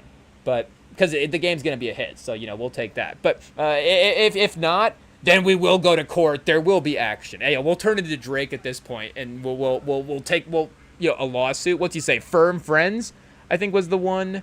Was that the one sort of legal track name that he had? I do think he should have gone with lawsuit. Spaced out lawsuit. I don't know how he rhymes that one. We tried to think of the Wembanyama rhyme. I didn't exactly think of the lawsuit rhyme. So let me see. Can I think of it real quick? Probably not. But we're not ghostwriters. Yeah, he did say, I guess, make him pay maybe. But yeah, Firm Friends would be kind of the one sort of, wink wink situation there, I guess. But we got a design open world prison game. We have pickup sports, trading assets. We'll just say that. Hey yo, trading assets, dining hall. You got to have a dining hall, chat. What else is there in this game? I'm hesitant to put showers. Like, what's the point? I guess you could get into shower fight, right? But are we gonna have showers? Hey yo, that might be a little bit crazy. I don't know if we can get too far. I mean, we could have all kinds of features, tattoos and different things like that, but like big features, big, what are the big set pieces? You can go wander, play basketball. You can, I guess, lift weights and stuff, right? Lift weights. I guess, crime. Oh, hey, let's see here. Crimes, I guess gangs, right? Hey, again, we tread lightly, but just like you have to, you pick an affiliation. Maybe you can double cross and stuff. I don't exactly know how GTA works with affiliations and stuff like that. Again, really the only game I've ever played, I guess Madden. Obviously, I played Madden, but Madden and 2K, I mean, I'm just that degenerate of a sports fan that those are the only games I played. Yes, Chad. Yes, it is what it is. And will that change with GTA 6? I did have a moment maybe maybe was it last Christmas? I guess if GTA 6 is in November, am I gonna be mid-20s asking for an Xbox, a new Xbox and GTA for Christmas? I'm like, I have to play this game. Hey yo. But I did have a moment where I was like, is this gonna be like the Playboi Carti album? Where I'm like, now all of a sudden, like I go from not liking Playboi Carti to now I'm like excited for the Playboi Carti album, and now I'm like, I like love the album. Hey, I guess we love songs off the album. Hey yo, there's good songs off the album. Hot take. Again, it's classic elements to it. But what are we saying for GTA? It's like it's going from a game we haven't played, from us really not liking video games to now we have to fully invest into video games to play this new GTA. It's like, hey yo, I don't know. But Spurs up 16, chat. So just to even flip the tables on the Thunder, I guess, again, the Thunder are injured, so there is that little bit of an asterisk tonight that we do have to respectfully give the competitors. Again, we have to, at the end of the day, we'll take the win in the series. Like, the series is the series. We have to, manage it as it happens, but just as a thing to keep in mind for the overarching competitiveness, not even for the history books, but just as we go forward for the next games. Like, because when is Jalen Williams going to return here as well, too? We should look that up real quick and see. It should be listed on the injury report, but again, it's not too far away here as well. What do we got going on? The 26th, so he should be back. Him and Mitchell should both be back for that next game potentially. If that doesn't mean that that's the last day that they'll be out, then they'll be back the next game, if that makes sense. But either way, chat. Real quick pivot back to this design open world prison game. Are we missing anything? Pick up sports, trading assets, dining hall, lifting weights, gangs. What maybe you can like? No, I was gonna say, what are you doing with the warden? Can you get out and play a basketball game for the warden? Maybe you do that. There's like a he got game storyline. I said, what do you do for the warden? Pause. I'm just trying to think, like, how do we bring in other elements? I was like, could the warden make you wear a wire? But no, you wouldn't want to do that. That's lame. The point is to be in prison, right? So, I guess, we can go from there and see what we've got going on. An industry, what do you say? Lacking? An industry blind spot. An industry blind spot right now. Lockdown? No, we had the idea. It's called life sentence. I guess I thought the devices listened to us. I thought we could say the things and it would say that. Lockdown is not bad though. I mean, I feel like it's a mode in the game. I think you go into lockdown mode. Oh, lockdown mode, yeah. Yeah, that's how you bring in the warden element, chat. It's like maybe randomly, or you can queue it up on your own, but like randomly it'll go into lockdown mode and then the guards will all pop out and then you have to fight the guards.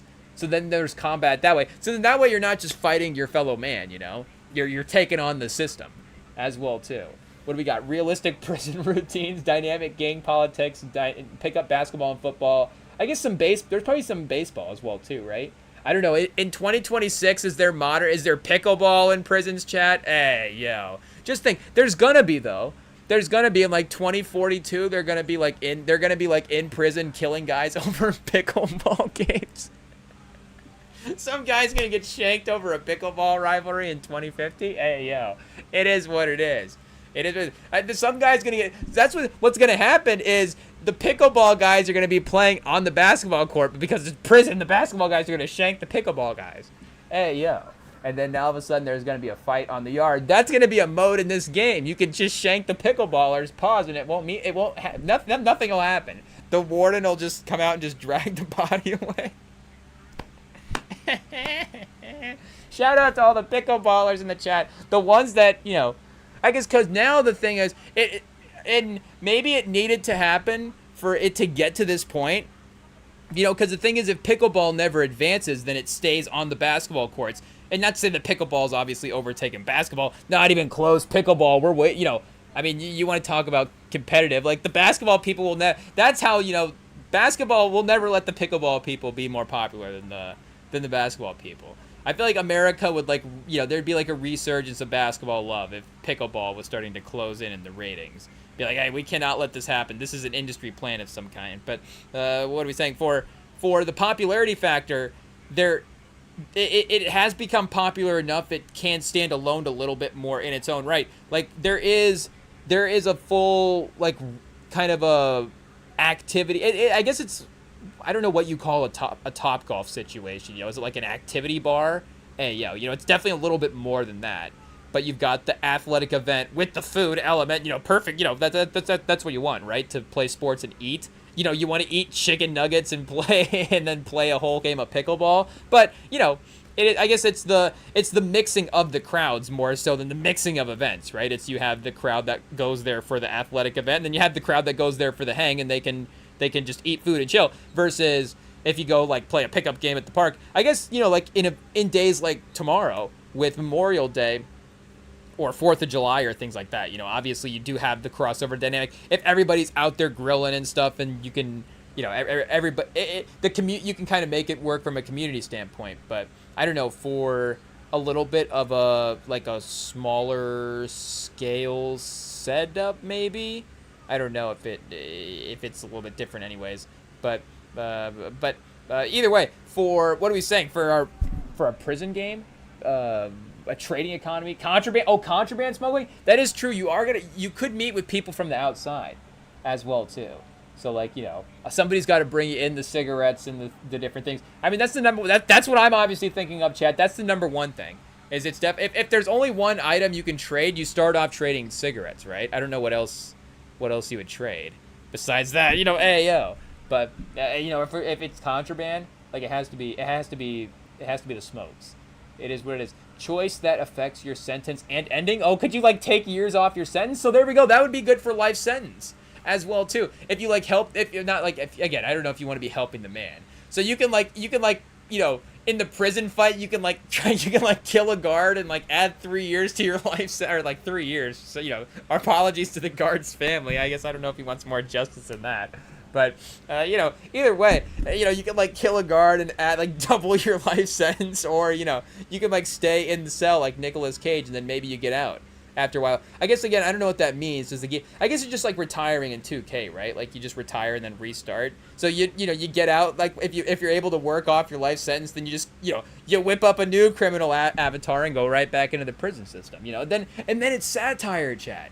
Oh, look at that. It's satire on the prison system. Perfect. It's actually making a greater point.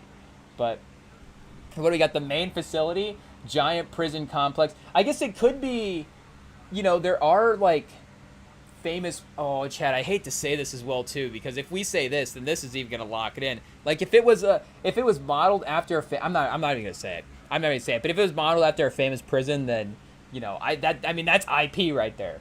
That's IP. It is what it is. But IT might have to cut that out. Hey yo.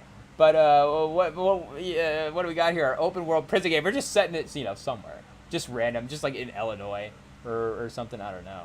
But I don't know. We'll blame it on them. But cell blocks, a yard, a weight pit, basketball courts, dining hall, library. Yeah, you gotta have it. The medical wing. That is true. Oh, chat. This is like some. I was like, did it design the game? But I think this is probably like some Roblox situation, some Minecraft. What is this? Hey, I guess we're going for some more GTA-style graphics, but I like the concept. I like the inspiration. It is getting me excited. The basketball court, chat, yeah. Look at this. The mess hall.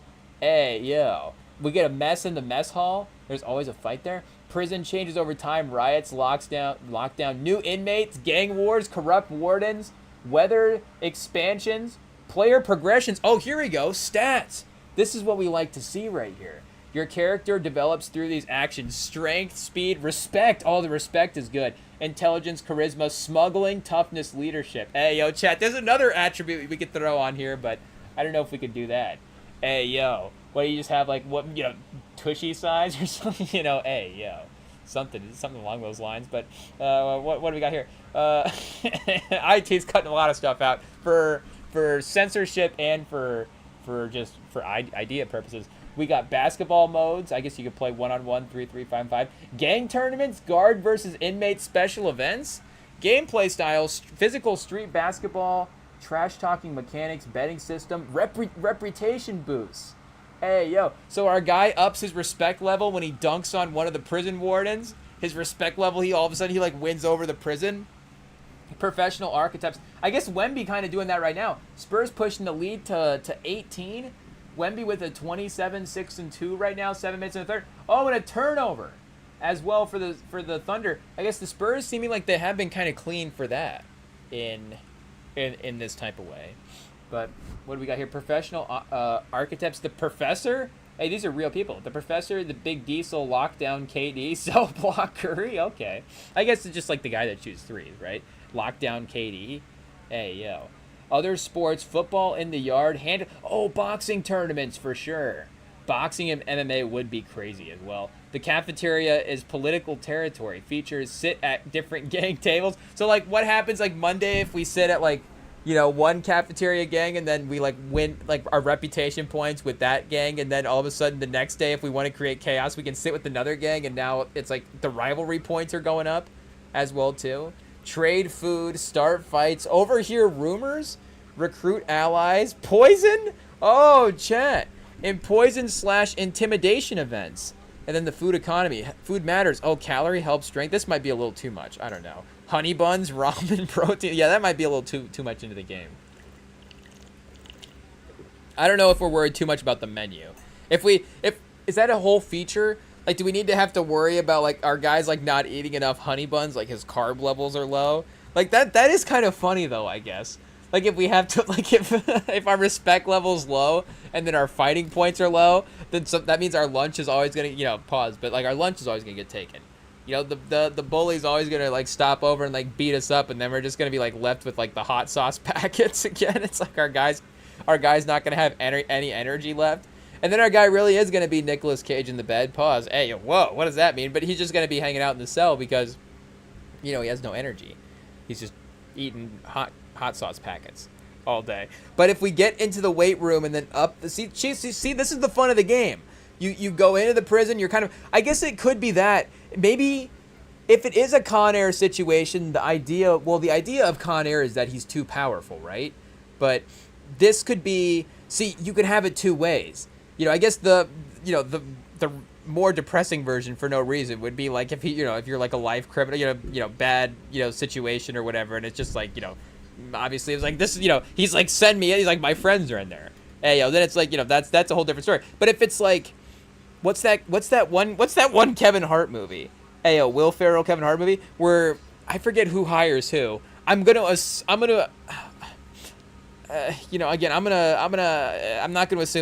assume who hired who at all. Actually, it is what it is. But either way, one of Will Ferrell and Kevin Hart hires the other to kind of show them what it's like to be tough in prison. And I don't remember, is the bit that the guy had never been in prison before and he was faking being tough, or that he had been, but it's just like he wasn't actually tough about it or something. I don't know, but that could be the angle as well too, where your guy goes in and he's, oh, and speaking of prison, chat, they just Apple TV showing Cape Fear TV show. Hey, maybe throw that guy right in. That's the, I guess, I don't know, would that guy be the good avatar? I don't know. Do we want like Anton Chigurh as our avatar for our prison game? But no, we want, again, it would be like kind of like a week everyday guy.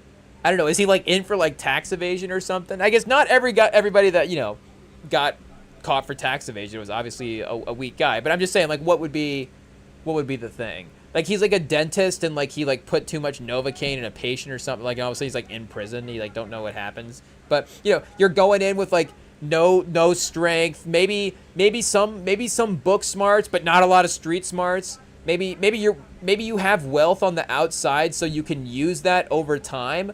But initially it's kind of cut off because your family, like your wife doesn't visit for like the first 2 months of game time or whatever. Not like you playing the game, but just, whatever your career mode, you're in career mode. Can you simulate days? I just only want to play Thursdays in the prison game, but, for like 2 months, you don't have family visit. And then once they visit, they start, building the relationship up again, and they'll give you money and food and stuff. I don't know.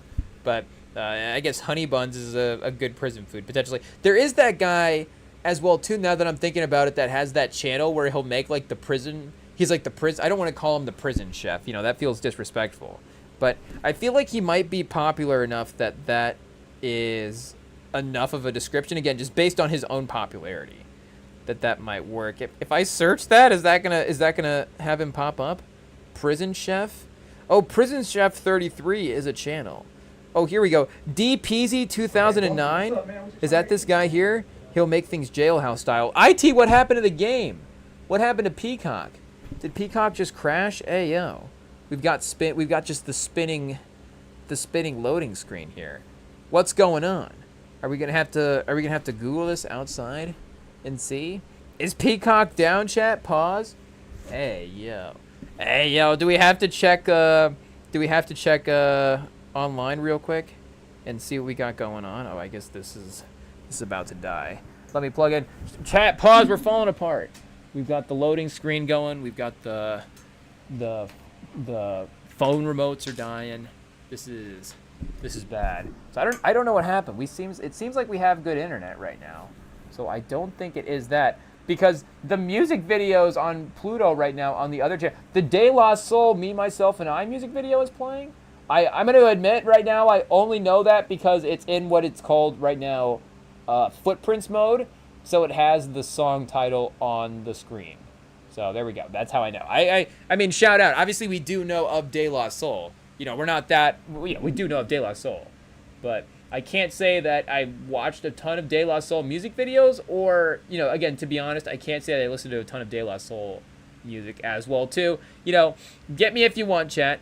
Get me if you want. It is what it is. But we can only listen. We can only listen to so many artists in our time. So I guess De La Soul just hasn't quite made the rotation. But is it paused? What happened? Hey yo. Okay, wait. Let me try. Pause backing out real quick, and see what we've got going on. I guess it's not going. Hey yo. Are we gonna end up having to watch baseball? The Angels, and they don't even have Ohtani anymore? Oh, man. What a bummer. But, okay, the game is back. I would have imagined so. Imagine about how long it's been spinning around for. Okay, there we go. It just needed a reset. I don't know what happened.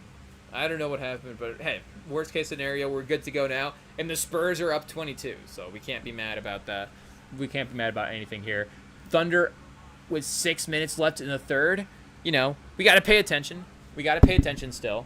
But either way, definitely looking like the energy, the roster, we're saying the momentum of the game, it seems like this is going in our favor. So back to the prison game. A weightlifting system, prison weight pit, inspired by old school outdoor prison yards. You can bench press, squat, deadlift, and arm wrestle, chat. There we go.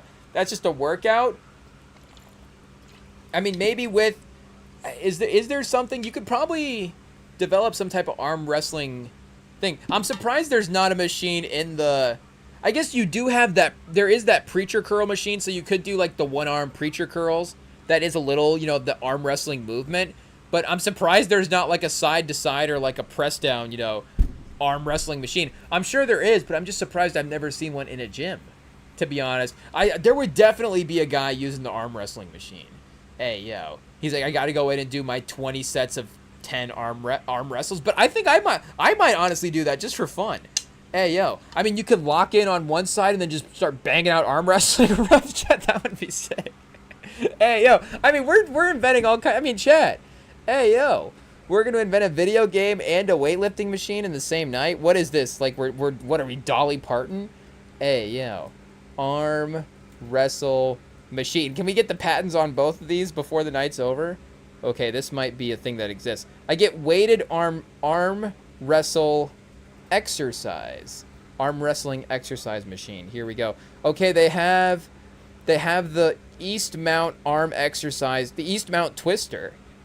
Yo, I think the East Mount twister is a move that we're not allowed to look up as well either. But apparently this device is called the East Mount twister, and it looks a little bit crazy. But again, that's different because you're pressing underneath. Like you'd almost want to flip the East Mountain Twister over and then, press it together that way, if that makes sense. So you do have the standard arm wrestling tables, $420 for a standard arm wrestling table. Here we go. Oh, is this Temu? Hey, yo, arm wrestling pulley system. Okay, so Temu has one. I guess, do they have one in real life? The Juggernaut ISO hit arm wrestle trainer? Okay, chat. Okay. Not only do they have one, I mean, they have one, chat. The Juggernaut ISO hit arm trainer? Seems like it is appropriately titled there. I don't know what is going on, but this spring is pretty intimidating. They don't really show much else, I guess, besides this. Oh, I guess that's what you fight against.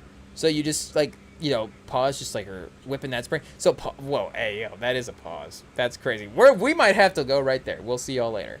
But I mean, I guess this seems like a good homemade version. Honestly, no disrespect. You could probably go get a spring like this at a hardware store. Do you go to Menards? Do you go to Home Depot or Lowe's? We'll say Home Depot. Do you go to Home Depot and pick up a spring like this and then mount it into a board or a table, and then you get some kind of handle and put it on top? Again, you can see, I mean, I'm not saying that we're a DIY expert over here, but I might have even got that wrong. DIY, do it yourself. Yeah, DIY expert. But I feel like this is replicable. What is this? Oh, okay. I see what he's got going on here. Maybe we need to click into the pictures and see. So does he have a cable system up here as well too? Oh, this is elite, chat. So he's got a carabiner here with a cable. I guess it looks like there's a second carabiner situation here as well too. But you could see how the cable could be tied into some weights. So then you could clip the weights onto the other end. If you clip the carabiner to either side, you flip it around. Oh, chat, are we going to just build an arm wrestle trainer? And what happens if we build this and just go set it in our gym? Like our not our home gym. I wish we had a home gym. Make no mistake, we're saving, chat. Oh boy. But if we go set it in the real gym that we just pay for, would they remove it? Would they be like, who put this here? Or would every other person that worked there assume that the other person put it there? Maybe at some point they would go back and check the cameras and then see it was me. But then, what would they do? Would they charge me for it? I don't know. They charge us $5 if they say they charge you $5 if they don't put your weights back. I put the weights back because I'm a good guy and I don't want somebody to clean up after me. Pause. Hey, at least weights at the gym. But for those setups, we want to keep it tidy. So I guess. Again, that's not a problem. But for this one, we get charged $5 if we leave our gym machine there. I guess, I don't know, our arm wrestling machine, or we get maybe again the easier move would just be to get the East Mount Twister and then throw a little East Mount Twister in the yoga room, and I guess they might not like that as well.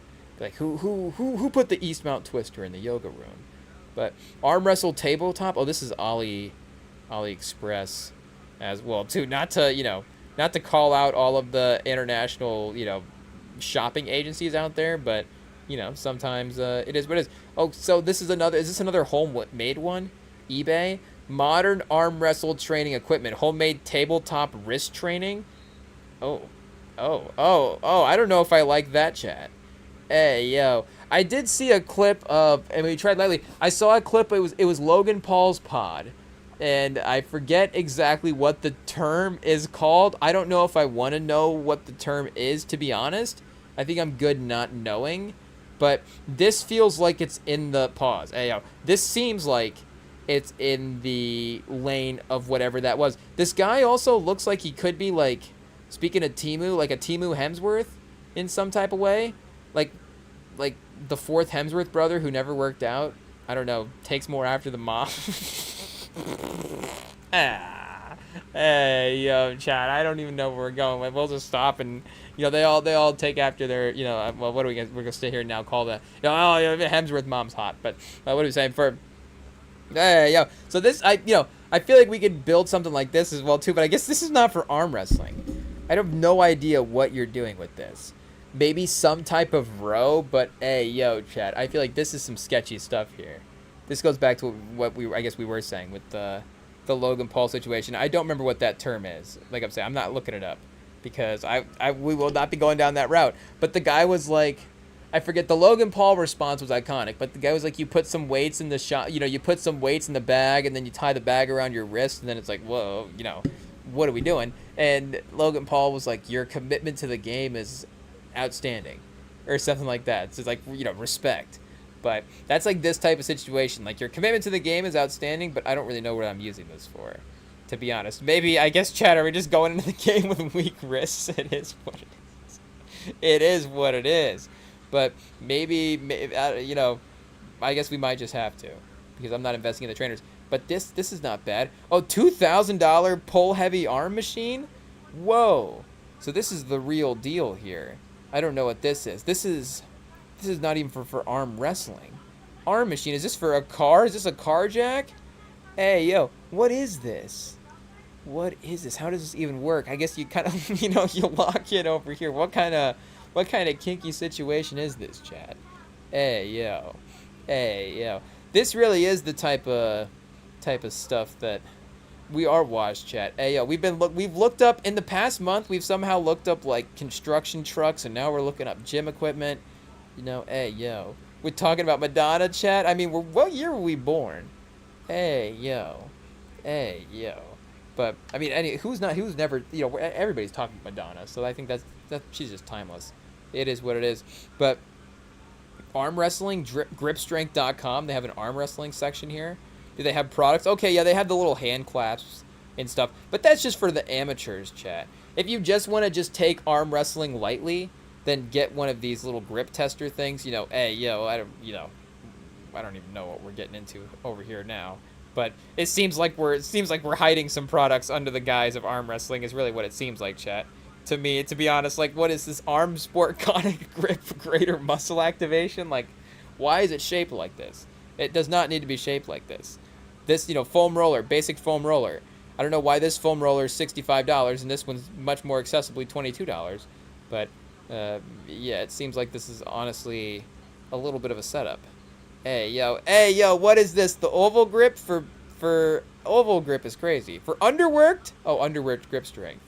I was like, you're underworked. Hey, yo, I don't want any oval grip near my underwork. Hey, yo, not at all. Not at all. But I guess if, it's underworked grip strength, hey, yo. It is what it is. Do we have to go to break again, chat? I'm not sure what's happening. I'm not sure what is going on. Again, we're just talking about from the perspective of me. But the arm wrestling and grip strength trainer, I don't know what... Oh, I guess that's more like a bowling ball situation. What do you do with that, chat? What do you do with this? What, are we not cool? Do we not know what happens when you use one of these? Hey, yo. What's this scythe situation? The Ultra Grip is a high-quality grip trainer designed to enhance your wrist and finger strength with unique multi-exercise capabilities. Ideal for professional arm wrestlers, bodybuilders, and fitness enthusiasts. With versatile tool, helps you quickly build the strength you need for peak performance in everything from weightlifting to climbing to Brazilian Jiu-Jitsu. Sure. Featuring a unique design with multiple exercises and options, the Ultra Grip ensures the Ultra Grip ensures a natural and comfortable hold, delivering targeted pressure on the fingers and wrist, as well as back pressure and side pressure. Wow, chat. Chat, we're not getting any older, are we? Are we, chat? Hey, yo. All you need to say is back pressure, and I mean, I'll just start laughing. It is what it is. It is what it is. I feel like sometimes I'm like, I'm walking around like a grumpy old person, like, man, I'm just, am I losing joy with my old age? And then somebody will say, the Ultra Grip ensures a comfortable hold, and I just like, it makes me giggle sometimes. It is what it is. But if you already have a base handle, we offer Ultra Grip only purchase options. If not, our bundle includes everything from the stainless steel base handle. So you'll have everything you need to get started. The handle and the grip are built for long-term durability and reliability. So the Ultra Grip can become a staple in your workout kit. Hey, yo, chat. I mean, we love to... Oh, what is this? The first hole provides pressure on the fingertips, ideal for wrist and finger training. Second hole, designed for back pressure workouts. And the third hole, perfect for side pressure workouts. Hey, yo, chat. I mean, I guess shout out to Grip Strength. I mean, we'll do a deal with Grip Strength. If Grip Strength wants to sponsor, I guess even if they don't want to sponsor, it's just like, well, can they let us? They're like, yes, you can shout us out and make us money. But, if we can just, like, work out some kind of deal where they send us a product, they send, they can send, what does Sam want from the Grip Strength people? Hey, yo, can we get him on the line? What's he doing, probably working hard, setting up a business, chat. Hey, yo, follow him, Tempo. What's his business? Let me look up the handle right now on IG, because this pod is brought to you by the Sam and I guess, this pod would love to take a moment to recognize, I guess, what is the proper way to say it. Tempo Co. .70 Tempo Co. .707. So is that the am I not cool? Is that the area code that they, I guess, I don't know if I want to say that, but if it's in the handle, it is what it is. The area code commonly refers to a groundbreak. Oh, the 707. I was just say what is this? The 707 commonly refers to a groundbreaking commercial jetliner. Hey yo, no 707 area code, Northwestern California. Yep. So Tempo Co. .707. Tempo707.com, I guess, is the website if you want to go over there, because they do have some merch. I've been meaning to get a hoodie, but maybe now that it's starting to get summer, maybe I'll get a long sleeve. I know, a long sleeve, but I think a little more versatile than a short sleeve. I mean, as I'm sitting here in a short sleeve, I was about to say I'm not a short sleeve guy, but I mean, I'm not a short sleeve guy for the most part. I am a Scarface guy, so I like this shirt because it's a Scarface shirt, but for the most part, I don't really like a short sleeve skirt. I guess, either way, maybe a short skirt, not that bad, but, a short sleeve shirt, for us, if we're wearing it. I guess the other one, more of a visual preference, but, the short sleeve shirt would be an actual fashion choice for us. I guess I'm scrolling through the website right now. I guess, chat, what am I doing? I went to look up the Instagram handle, but let me see here. Tempo707.com. TempoCo.707 is the Instagram handle. Tempo707.com is the website. Merch. Let's go. So yeah, they've got the tote bags, the long and short sleeve shirt, and then the hoodie as well too.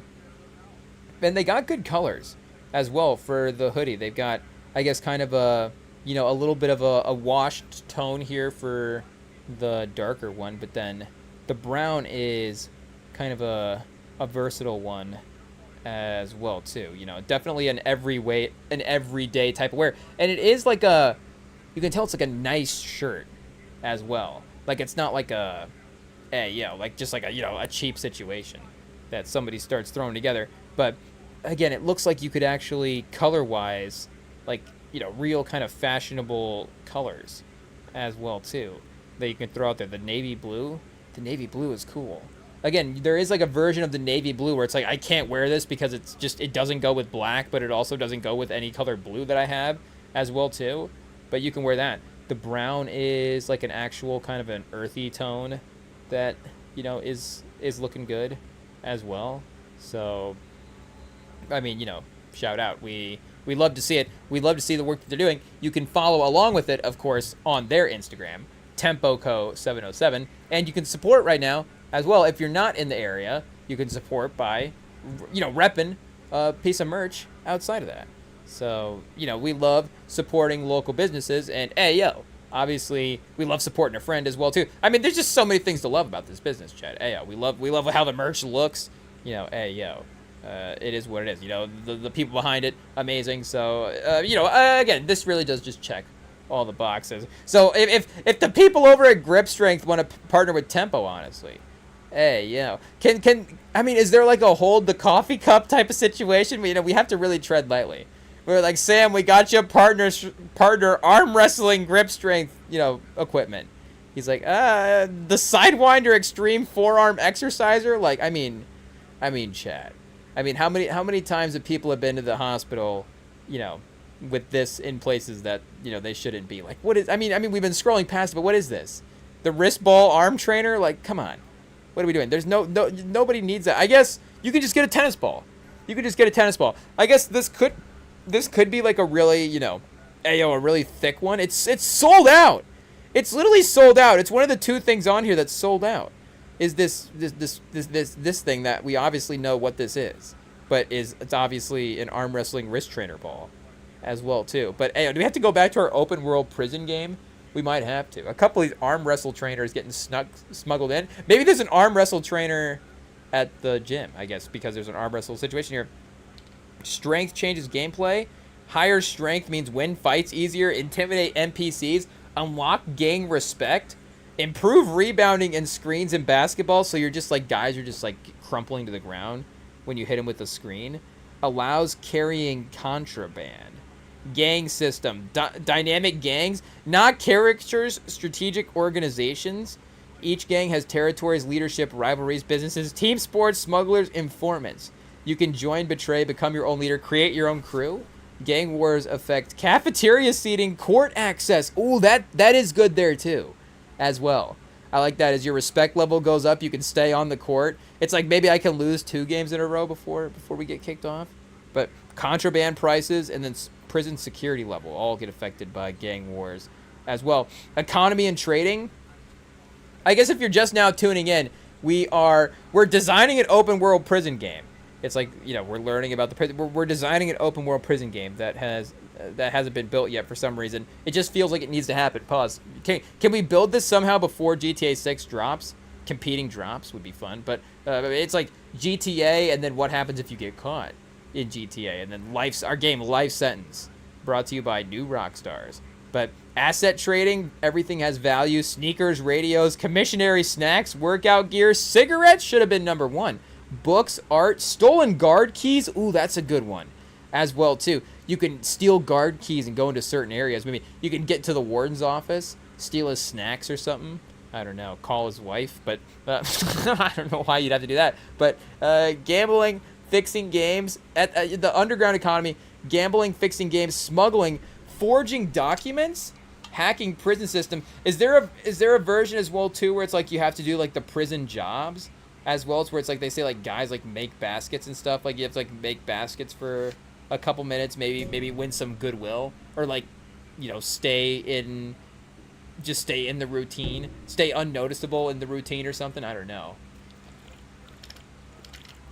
But that would be the boring use, I guess, as well. It looks like going into the 4th quarter, it will be Spurs up 18.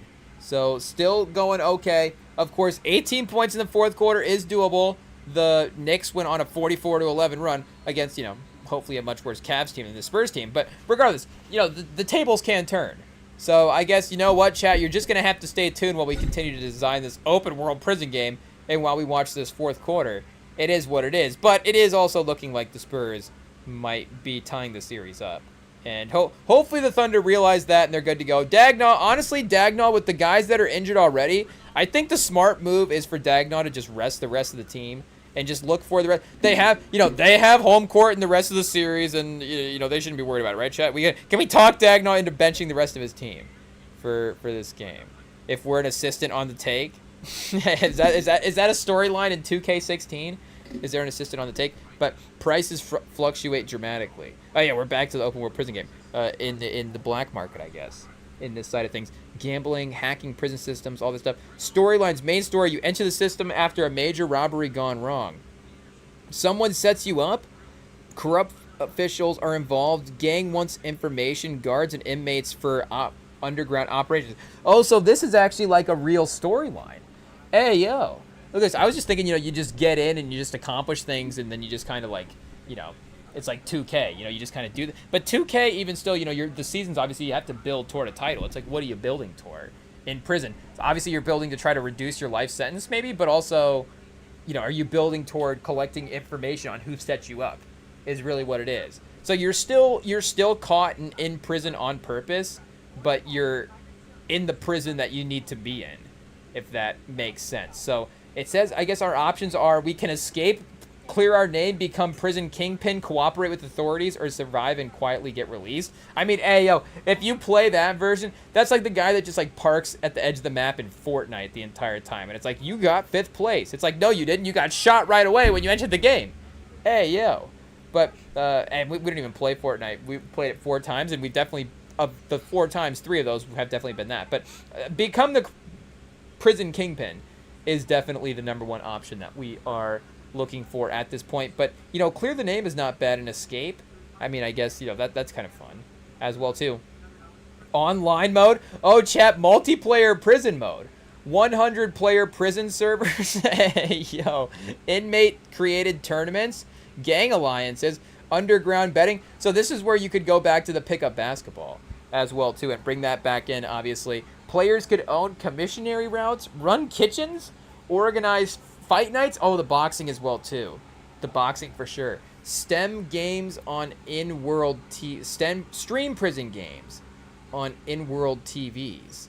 Wait a second. I don't know if I'm necessarily comprehending that, but I don't think we necessarily need to worry that as well too. The best part, the day loop.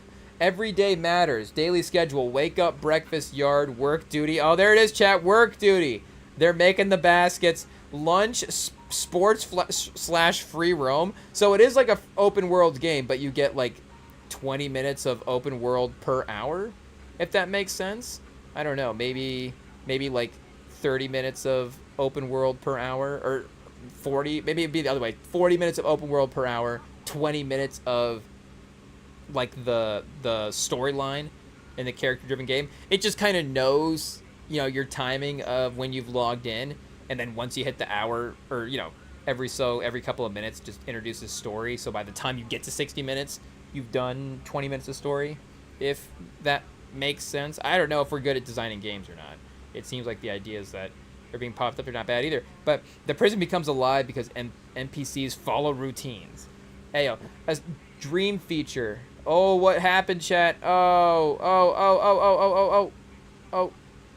Are we still good to go? Was that Chrome or was that the stream? Hey, yo, the computer just spazzed, so I don't know if we're still good. It says we're still good to go, but it might be the Irium. What are we saying? The camera that we just lost. Let me reset the camera here real quick. And IT, check the live and see if we are still up and going. Hey yo, just a little spaz, just a little something real quick, nothing too crazy. Okay, it says that we are still live, but I don't know if our camera is popping up here at the moment as well. Let's see. Okay, we got the app back up and going. Are we going in the background? Maybe not quite yet. Maybe not quite. 3, 2, 1. The dramatic reveal. Hey, yo, I guess the slow dramatic reveal. Are we done, chat? I guess I do see now that we do have the camera box up. Okay, we may have a camera spaz here real quick. I guess let's go to break real quick. The Spurs are up 20 as the fourth quarter starts. So let's go to break real quick. We'll be back to design this prison game, camera or not. Hey, yo. But we'll see. We'll be right back. We'll see if we can get this figured out.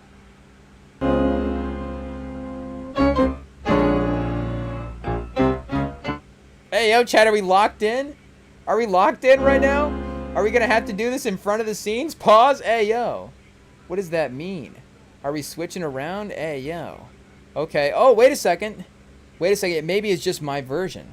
I just switched over to something and I see that we're good. Okay. I think my version of it is spazzing. So, I think we are good to go. Hey, I'm going through the rerun right now. Yeah. It is what it is. Hey, okay. So, if we're good to go, we are good to go. We don't need to worry about fixing it. I'm just going to assume that right now that it's only my version of it that is kind of spazzing out. But either way. Oh, I guess the version that I just... chat, sorry that we're stumbling through this. It is what it is. Okay, I guess if I keep it right here, pause. Hey, yo, this is the spot? Hey, yo, chat, now IT's really going to have to cut all this stuff out. It is what it is. But back to the prison game. Dream feature, ESPN of the art. An in-prison sports culture, inmate commentators, legendary rivalries, prison dunk contests, betting lines, custom nicknames, gang-sponsored teams. I think that's the worst feature yet, chat. I'm not going to lie. Inmate commentators? What do we need a commentator for? This is about being in prison, not about playing 2K. I mean, yes, I want to play basketball, but we want to play prison basketball. Imagine a prison legend whose reputation comes from dominating 3-on-3 tournaments. I guess. Like The Escapist mixed with... The Escapist? What's The Escapist? I'm just reading that like I know what it is. Mixed with Grand Theft Auto and American History X. Oh, maybe our guy looks like Edward Norton. Hey, yo, do we just design to look like that? The Escapist is a prison strategy game where the simulation series developed by Molly Tooth Studios and published by Team 17. The games combine pixel art sandbox gameplay with craft stealth, routines, and problem solving as the players escape elaborate where are we at? I lost my place here. Elaborate escapes form increasingly complex prisons. From increasingly complex prisons, the series became notable for its emergent gameplay, cooperative multiplayer in later entries, and blend of humor with surprisingly detailed systems. So I guess kind of just a, generic, just a generic prison escape game. No worries here. But, yeah, I guess for some reason we're bringing in Edward Norton to this as well, too. Unless American History X is more than the movie than I realized. But stylized, more comic book gangs, insane announcers, over-the-top prison athletes, dramatic rivalries, prestige crime drama like Oz meets The Wire with sports cultures, expansion ideas, DCLs, juvenile facility, women's prisons, federal supermax, prison Olympics. Oh, could you get transferred? Could there be like multiple prisons you could go to? 3 or 4 prisons? The international prison, you could get shipped off to you get different prison maps. That would be kind of sick, though. There's a Russian prison. There's like a historic prison. There's I guess a really, it has to maybe it just has to be a Russian prison in general. Like you just get shipped off to a Russian prison, and I don't know if you play basketball year round in a Russian prison, but video game snow doesn't have to actually affect the basketball game unless it's cocaine that we're talking about. But the weather doesn't actually have to make the basketball gameplay worse. It can just be a visual out there. But this concept could honestly work as a single player RPG, sports sim, online sandbox, story driven drama. Can we get Spike Lee to direct it, chat? This is where Spike Lee's back. Just because we want him directed in another video game. That's the only reason. But I guess he could again bring the element of the He Got Game stuff into it as well too. Both some of the prison and the basketball. So what if we call it, we're calling it Life Sentence. That's for some reason the name that we are stuck on right now. Chat. I guess, does the audience have to be able to spell it? Do we have to be able to spell it? Let's see what we got here for this game. In Here Forever, open world game. The big twist, as time actually, you enter the prison 22 years old, you can leave the game at 30, 45, 60, or die inside. The prison changes. That's depressing. The prison changes every year. New gangs rise. Old legends fades. Guard retired. Technology evolves. So yeah, then I guess once you die inside, you just, restart the game and play it again? You just let me go back to prison again. I just love going there. I've been to prison so many times in that game, Life Sentence. I guess not in like a Black Mirror type of way, but just in, like we're saying, a My Career type of way. Just, I love basketball, I could play that career so many times. Like, oh man, I just love the prison game. I could just be in prison all day. Oh man, my son, he just plays the prison game all day. And all of a sudden, he wants to go to prison. But by year 25, you're either a respected OG, forgotten inmate, a broken loner, a prison entrepreneur, or ruler of the entire facility. The map, main prison complex, gigantic evolving prison world. I guess it already kind of mentioned some of this stuff as well too. We need a third map though, chat. We need a third map. I guess again it could just be like a a Colombian prison. I don't know. American prison. We've got a Russian prison, and then what else do we have to have? What else do an Albanian prison? I don't know. I guess I tread lightly. I guess I feel like we can throw out a Russian prison, no problem. The other countries, I'm not sure what we're allowed to say. A Madagascarian prison. What's kind of low key? That's just out there. But I guess we kind of get the idea of the game at this point as well. We'll work on it more in our free time and get it to you. But how long would it take to make this? How long would it take / how much? Ooh, because we are going to need some crowdfunding / how much to make a full version of Life Sentence, chat. Pause. If we want to lock somebody in here for 60 years, what do we got? $400 million? No way. It's going to take $400 million to make this game. Okay, chat, I'm not going to lie. It may be a minute before we're able to get Life Sentence out into the real world. Or it may end up looking like that Roblox version that we saw earlier. It might not quite be the high-quality graphics of a Grand Theft Auto or something like that. But the real answer is AAA version A full scale would take 5 to 8 years. It would take 8 years and $400 million. Hey, yo, it's like, Jalen Williams' contract. I guess it's more like 4 for 400. But this is, I guess not really, but because that'd be like 100 million a year. But that's because you're basically combining open world systems, sports gameplay, RPG progression, prison AI simulation, gang politics. How much money is the gang politics gonna add? I feel like that's not even a part of the cost. That's just that's just there. Hey, yo, online multiplayer dynamic reputation system. I guess the online multiplayer is gonna be crazy. The multiplayer in prison is gonna be wild. Into one game. Comparable scope, yeah, Grand Theft Auto, Red Dead Redemption, 2K, The Sims. Oh, this game is way better than The Sims, chat. Ayo, Life Sentence is so much better than The Sims. The Rock, the Clink. Ayo, I don't know what we call it. The Big House. Ayo, it could be The Big House potentially. Smaller, realistic version, 2 to 4 years, only $40 million. About 120 developers and $40 million. So we need approximately $399,098 more. We do have two. And about 119 more developers. Actually, we need 120 developers because we are not one. So we need a full team. Still pause. This version would focus on one prison, a smaller map, fewer sports, simplified AI, limited online, stronger stylized art direction. So if we can crowdfund about, cheapest possible version, the Cult Hit, in early access, 500K, that's not bad. 5 mil is starting to get a little much though. 2 years and 5 mil. Project Zombioid, the Escapists are back. As well, do we have a picture? Oh, chat, this is gonna look like crap. Hey, yo, this is gonna look so bad. Hey, yo, it is what it is. But we got for State Decay 2 as another comparison as well. Oh, this doesn't look too bad. Maybe? This looks kind of bad.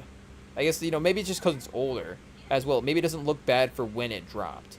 But we could have the 2020... Is it going to look like State Decay 2 or is it going to be the 2026 version of State Decay 2? Instead of photorealism, this version would be huge if streamers and YouTubes love the prison stories. Okay. We're going to send this to Kai Cenat, be like, can you get back on the lives with Life Sentence? Hey, yo. What costs the most? The AI systems, the multiplayer, the sports gameplay, the animations. Best way to actually make it. So either way, chat, so if we start tomorrow, we will drop it in 2032, 2034. 2034, about $500 million later, in our dream work of Life Sentence will be happening. But I'm kind of surprised that this hasn't been made just in general, because it does seem like a pretty, I don't want to say obvious open world, but again, for what are those individual economies that you can put people in for these game systems? Like, this is definitely one of them. And I guess, again, it is satire on the modern prison system. I was going to say, you could go back, but again, you go back, the idea of like an old-time jailhouse is just like, what you throw, you basically, and again, we tried by, I guess, what do you say, you throw one guy in prison until you kill him, essentially, is what it was back in the day. I guess it's not even, it is what, it's their fault they were doing it, so, us saying it, but, again, it's like, that's just, I'm just trying to think of all the movies that I've seen. It's just like, the two old west, it's like in an old western jailhouse, you just have like two prisons in there. So again, there was no holding people in prison for life back in the day. I mean, there was no really holding on to people for life at all back then. Again, they were dying in the streets, they were dying,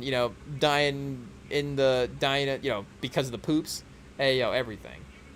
But the Dave Chappelle bit about diarrhea, I got it, I gotta start putting my life in order.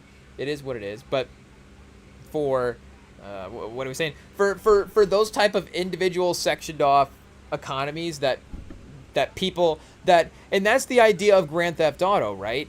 Is the idea that the person buying the game is, and that's like the whole like, is Grand Theft Auto going to turn our kids into criminals? But it's like it's like a movie or anything else. It's that escapist thing.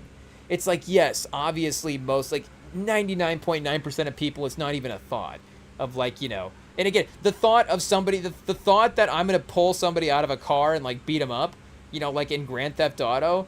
If you're having that thought in traffic, you're not having it because of Grand Theft Auto. You're having it because you have rage issues. It's not like, oh, I didn't think about that until I was playing Grand Theft Auto. Like you probably, hey yo, I'm not a perfect person. Again, I don't even play Grand Theft Auto. I probably have a couple of overreactionary moments sometimes driving around, and you're just like, hey yo, did we need to be that? Did we need to be doing all that aggressive? Did we need to have that kind of emotional reaction to that moment? But, again, and I'm not even playing, it's not like, well, I guess I just blame it on Grand Theft Auto. It's the video games I play. It's it's not that. I don't play video games. So I guess, is it Fast and Furious? Hey, I'm watching Fast and Furious, driving around. Like, now all of a sudden I'm too aggressive of a driver. The movies I'm watching. But, again, well, I don't know if we're trying to make the case for our prison movie here. I guess the idea of these economies, though, is, again, it's like these economies that, and I guess if I could say lightly, the average person. I was gonna say, to expose myself, I was gonna say the normal person, but for the stats of it, the average person, right? Because there is, and I guess again, the stats of it are another thing as well too. But again, just to say sort of blanketly, the average person, is not going to experience those types of economies in that type of way, and again, especially that type of issue as well too, where maybe. Again, I don't know, you get a DUI or something, a DUI, what's the, like Timberlake, where they threw Timberlake again in like a holding cell for a night. Like, again, he's not, the holding cell version of the game is not as fun. But that would be like, that's like Bale and Shaft but I guess there is some movies where it's like they have like 17 criminals in one giant cell sometimes. So there is a version of that. Maybe that's where you start. You start at the holding cell? I don't know. So I guess you could look like Timberlake, or maybe, I don't know, respect to the people that we bring up here, maybe you look like Shia LaBeouf as well too. I gotta say, I did throw Transformers on recently, and shout out Shia LaBeouf. I feel like he'd be a good avatar for our prison movie game. It is what it is. Our prison movie game. Can we get the rights to his character? Let's see who did we mention earlier as well too. Timberlake, Shia LaBeouf. Or there was another guy that we said was going to go into the prison system, the guy from the Prison Break show. Okay, so we went Justin Timberlake, Shia LaBeouf, that might be a pause. Shia LaBeouf, or who else do we want, Chad? Who else do we want? Who would be a good star? I mean, that's a pretty good showdown between picking people. Shia LaBeouf or Justin Timberlake as the star of our prison show. Let me see here. Who do we want, chat? Who can we even get as well too? Maybe LaBeouf is more gettable at this point, but I don't know. Timberlake might be around at this point for the thing. These two are actually very different versions. The Jake Timberlake. I guess we could call him Jake Timberlake, right? Because Timberlake is not like is it like a copyrighted name? I don't know. If we just call our guy Jake Timberlake, can we just get away with that? Or Shia LaFi? I don't know. But Shia LaHoy, maybe? I don't know. Charismatic, smooth talker, former athlete energy, social manipulator. Everybody in the prison knows him. Would fit in a character like a yard legend. Former college basketball star who got wrapped in a financial crime or robbery conspiracy. That's not bad. That is not bad, actually. Gameplay story builds around alliances running. I guess this continues to be the basketball focused as well too. Though we do like a basketball crime as the idea. It's like Chauncey Billups, chat. Hey, Chauncey Billups is our main character after he gets caught. Or who was the other ref? Donaghy. It's like Donaghy could be our main character as well too. Maybe Donaghy is available for this. He might be a little bit more available than Timberlake is, honestly. But more stylish commercial, prison drama, sports movie plus swagger. The Shia LaBeouf, totally different. This becomes raw, chaotic, dangerous, emotional, psychologically intense. He'd fit the wild card guide serving a life sentence who constantly swings between genius, violence, leadership, and self-destruction.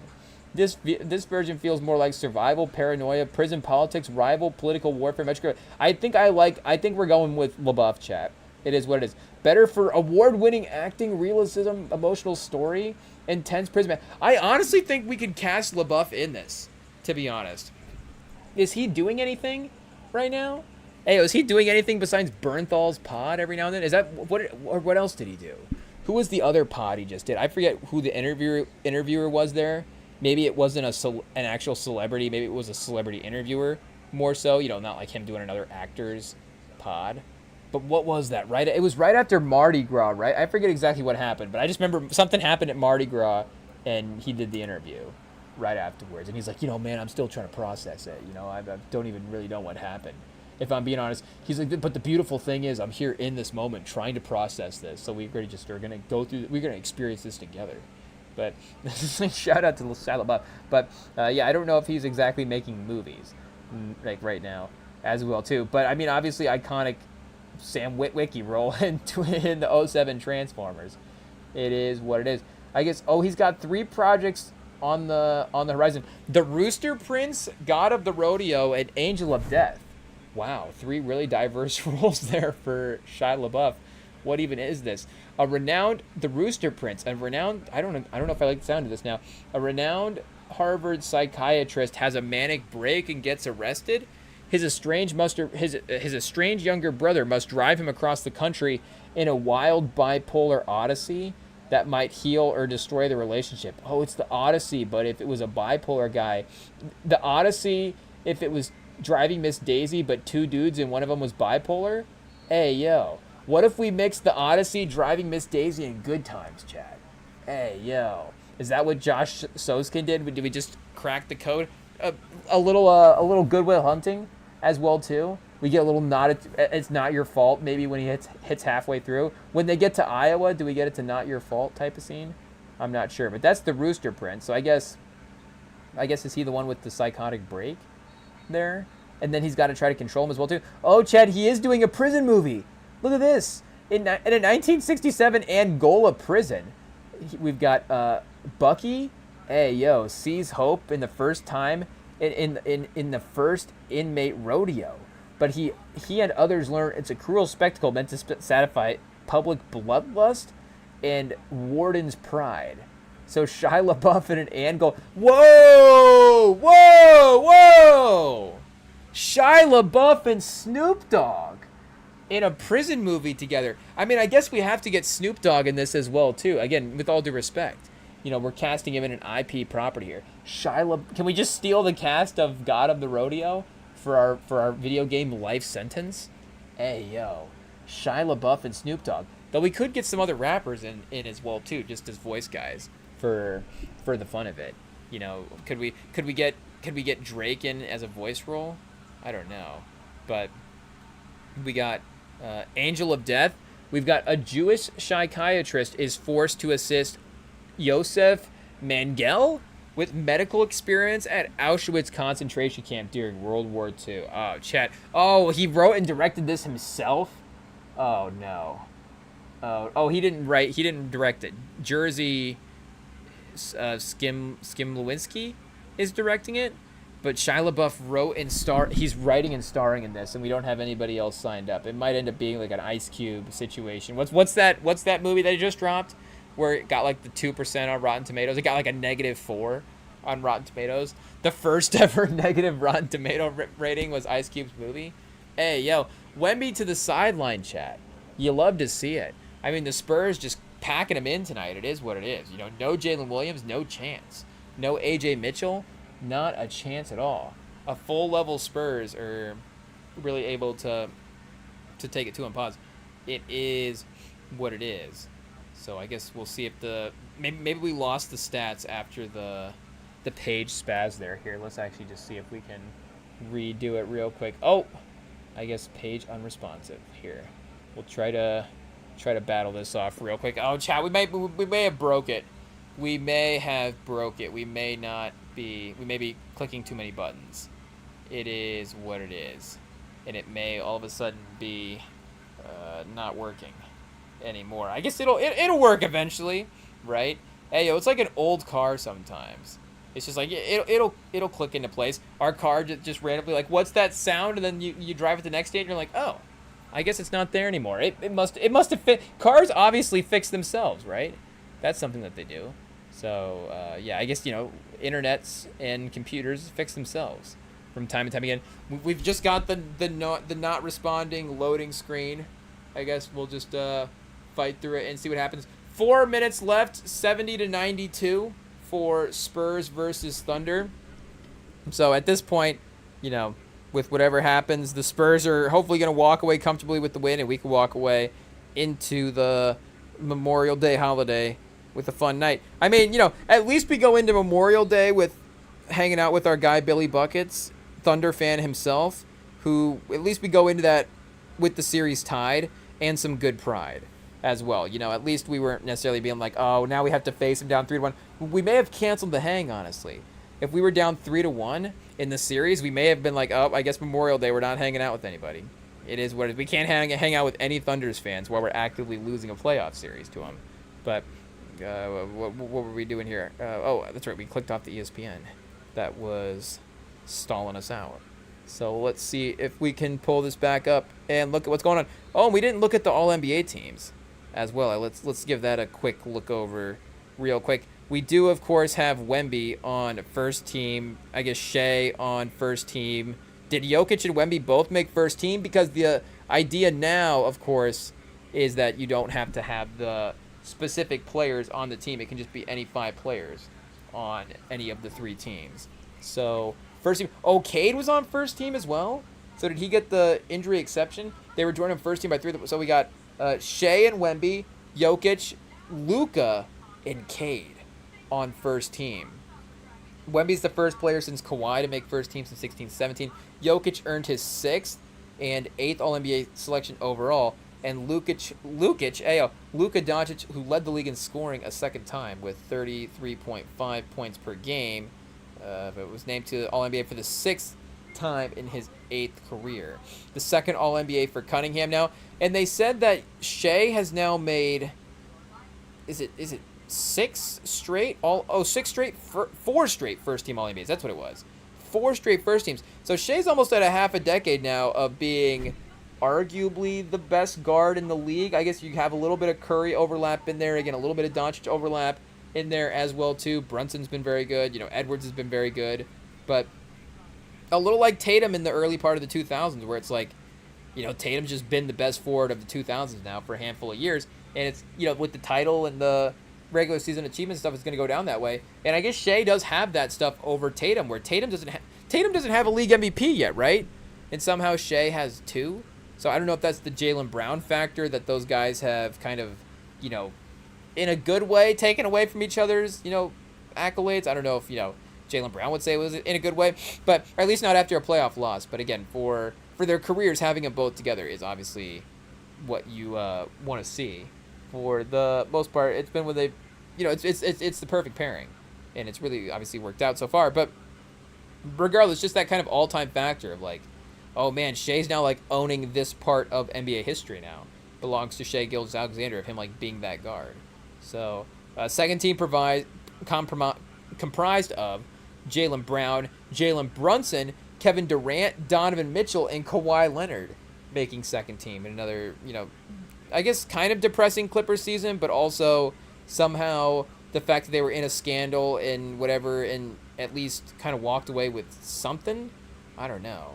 Like I don't remember exactly where their pick ended up as well, too. It doesn't matter. But I don't know. Kawhi second team. It is what it is. Third team. Jalen Johnson making third team. Jalen Duren making second team. Tyrese Maxey. Chet? Oh, no way. Chet got an All-NBA. Get out of here. Hey, yo. How many guys could have been on over Chet? It is what it is. Also not eligible, Curry and Giannis. LeBron was among those ineligible. Most improved, Nickeil Alexander-Walker. I guess probably not going to be making any All-NBA teams this year. But, you know, for Chet, I guess you do feel like maybe you have to get another Thunder on this team. But I don't know. I feel like with the depth of the league, it makes sense that... And it's okay if the Thunder have, you know, again, a lot of guys in the 30 to 50 range versus 1 through 15. If that makes sense, just in terms of like what the kind of consensus is of where we might rank some of these guys. But I feel like what happened to Scotty Barnes? What happened to, you know, is there a Blazer or somebody? There has to be somebody. There's not one other guy we can put on. I mean, what happened to AJ Mitchell? Jalen Williams. There's not another Thunder that we can put on over Chet. Ayo. But what do you got? Was Murray? Murray was on second team, right? Wait a second. Let's double check that. We had Murray on second team. Yeah, and Nuggets guard Jamal Murray. Cade's on there. So yeah, Barnes definitely could have been on there. I guess James Harden, that we're fine leaving him off there. LaMelo didn't play it. Oh, LaMelo did play. LaMelo! Hey, yo, we put LaMelo on third team All-NBA over Chet. Why not? Why not? Oh, did Denny Advia make All-NBA? Oh, Chet. Hey, yo. Jalen Duren, Jalen Johnson, Tyrese Maxey, Jamal Murray. It should have been Denny Advia, is what it should have been. 66 games played. I guess we got the advanced stats here. So let me see what we got. True shooting percentage. I guess just in terms of the advanced stats that we are looking at, 3.5 on the VORP. Where's Chet at? 3.1. So again, it is close. They're both all-stars for sure. But box score slightly in favor of Denny as well too. Win shares per 48. I guess Chet's got him there. But that's just because the Thunder are a better team, right? So you got Shea and Chet up there. And I guess maybe the users just sorted by that, because that's why Kawhi is maybe All-NBA as well, too. Like, I don't know if I would have put Kawhi All-NBA, to be honest. Again, the Clippers didn't make the playoffs. So I know that Kawhi had a great season, but I still would have put Denny on over Kawhi as well, too. So it's not just the Chet versus Wemby rivalry that's making us say that Chet should have not been on All-NBA. Again, it is maybe us trying to be, it's our genuine basketball journalist take that we have about the situation. So, again, I do like obvious season. Andy did have some great games against San Antonio in the playoffs as well, too. Not just to say against San Antonio, but just as their opponent. Like, he had some great playoff games in that series in which they were outmatched. But put Klingon on there as well. I'm not sure about that. I think one Rocket's probably fine. Again, other Lakers didn't quite get the qualifications to make it. Maybe just give Edwards the exception, chat, is really what they should have done, honestly. Is just give Edwards the exception. He's at 61 games played. He's Anthony Edwards. Just make it work. Hey, yo. It is what it is. Knuppel at 80 games. I honestly would have not mind putting Knuppel on, though, over who are we arguing for, chat? Over Chet? Why not? I mean, Chet's a pretty good defender. But we only value defense when it's Wemby, right? It is what it is. 80-20 with 30 seconds left, chat. We love to see it. It's, of course, like we said, going to be 2-2. So any smack talking rights we have to be smart about them. I mean, it's only recency bias. It's not necessarily the better team, better whatever. Their team is more injured. Our team has had the turnover problems in the last couple of games. There are real reasons why both teams are, confident and cautious going forward in the series. But I think for the most part, the All-NBA, again, once you introduce the injury, the 65 game limit, and just you could have the conversation of like who could make it without that, and what an old school version would look like. But once you actually introduce that, it does obviously just make it a little easier to choose from, because it cuts down the list, and makes the drop off start to get a little bit more noticeable as well too. We said Brunson did make it on, so that's good. Brunson definitely has to be there as well too. Yeah, Duren. I like Duren being on. So Barnes and Advia instead of Chet and who else do we say? Chet and, because we don't even remember who it was. Oh no, Jalen Johnson was good as well. Oh, Chet and Kawhi. So put Maxey on second team, and then put Denny Advia in the Maxey spot, and then put, who did we say? We don't even remember the league. Scotty Barnes. Put Scotty Barnes in the last spot that's left, because we took Kawhi out. So, or you could put Jamal Murray. Put either Jamal Murray or Tyrese Maxey on second team. I just, Maxey had a more fun season, I guess, than Murray did. A few more points. Maybe you put Duren on second team for the 60 wins as well. Like if and I guess, do the Pistons have to have a second guy? But I think they do. I think Shea and Wemby are kind of the elevated guys on their team. And, in the regular season, I think Duren is as important for that Pistons team not as important as Shea is, but, he's very, very, very important for that Pistons team. And if he had been destroying that Magic series, I mean, they probably would have won that. But, I guess for All-NBA, looks like a good version of the team this year. Definitely, we're proud of all the guys, Chad. We're proud of them. It is what it is. But yeah, we are tied now 2-2 in the series. At least that does, in some ways, get a little bit of classic series mark as well. You know, we got to a point where this kind of, like, the hype for Game 5 is going to be crazy. You know, 3-1 is just a different scenario. But 33 tonight, he really showed up. And, you know, Wemby, again, has kind of had definitely the better moments, the better series than Shea. So this is what we're talking about for when they're ready to vote Shea for MVP. Like, Wemby has won this series in terms of the individual narratives. Will the Spurs win the series overall is the question. But, yeah, tonight with the injuries, it's just too much to overcome. It is what it is. And the mental factor as well, too. I mean, he does have, again, this is maybe this is the case for why Chet's not second team All-NBA. Hey, yo. Because once he's down to Chet, it really does become like, where is your scoring going to come from? But then again, that's Chet with Wemby guarding him as well, too, versus the next guy. And Caruso tonight, 14 minutes played, only 1 field goal taken. Jalen Williams, 1 for 7 from 3. He's kind of become a weird, just like take a lot of threes for him type of guy. McCain 0 for 5 tonight, Wiggins 0 for 4. So, you know, everybody off. It is what it is. 82 points. I mean, all you have to do is really look at that and see what is going on. But yeah, I mean, what a night, Chet. Hey, yo, we'll continue to keep looking at cooking up life sentence, you know, after we're done here. But yeah, we will see you all guys later. Of course, we're sticking around for the conference championship games, so you know you can catch us live during those. We will be here live on the YouTube. You can catch us on the podcast feeds. You can catch us on the Instagram at RemingTonM over there. If you want to send us a message and pre-order life sentence, just let us know. We need about $400 to $500 million in crowdfunding apparently, and you know, once we get that, then we're 8 years away. Hey, yo. And then it probably turns into like a HGTV episode where like now all of a sudden there's hidden costs. Hey, yo, that's a bit of a reference. But either way, yeah, we'll be back soon. We'll see y'all later. Enjoy your Memorial Day. Have fun out there, you know, barbecuing and, you know, dancing to good music and hanging out with family and enjoying the weather and just whatever your scenario is, you know, just you know, enjoy it and have fun. And that's our hot take from the Rem and Sam pod. You must enjoy Memorial Day weekend. You know, we're the ones that are going to be out here saying that. So we'll do our best to do that. Hopefully you guys do the same. And we will see y'all later. Peace.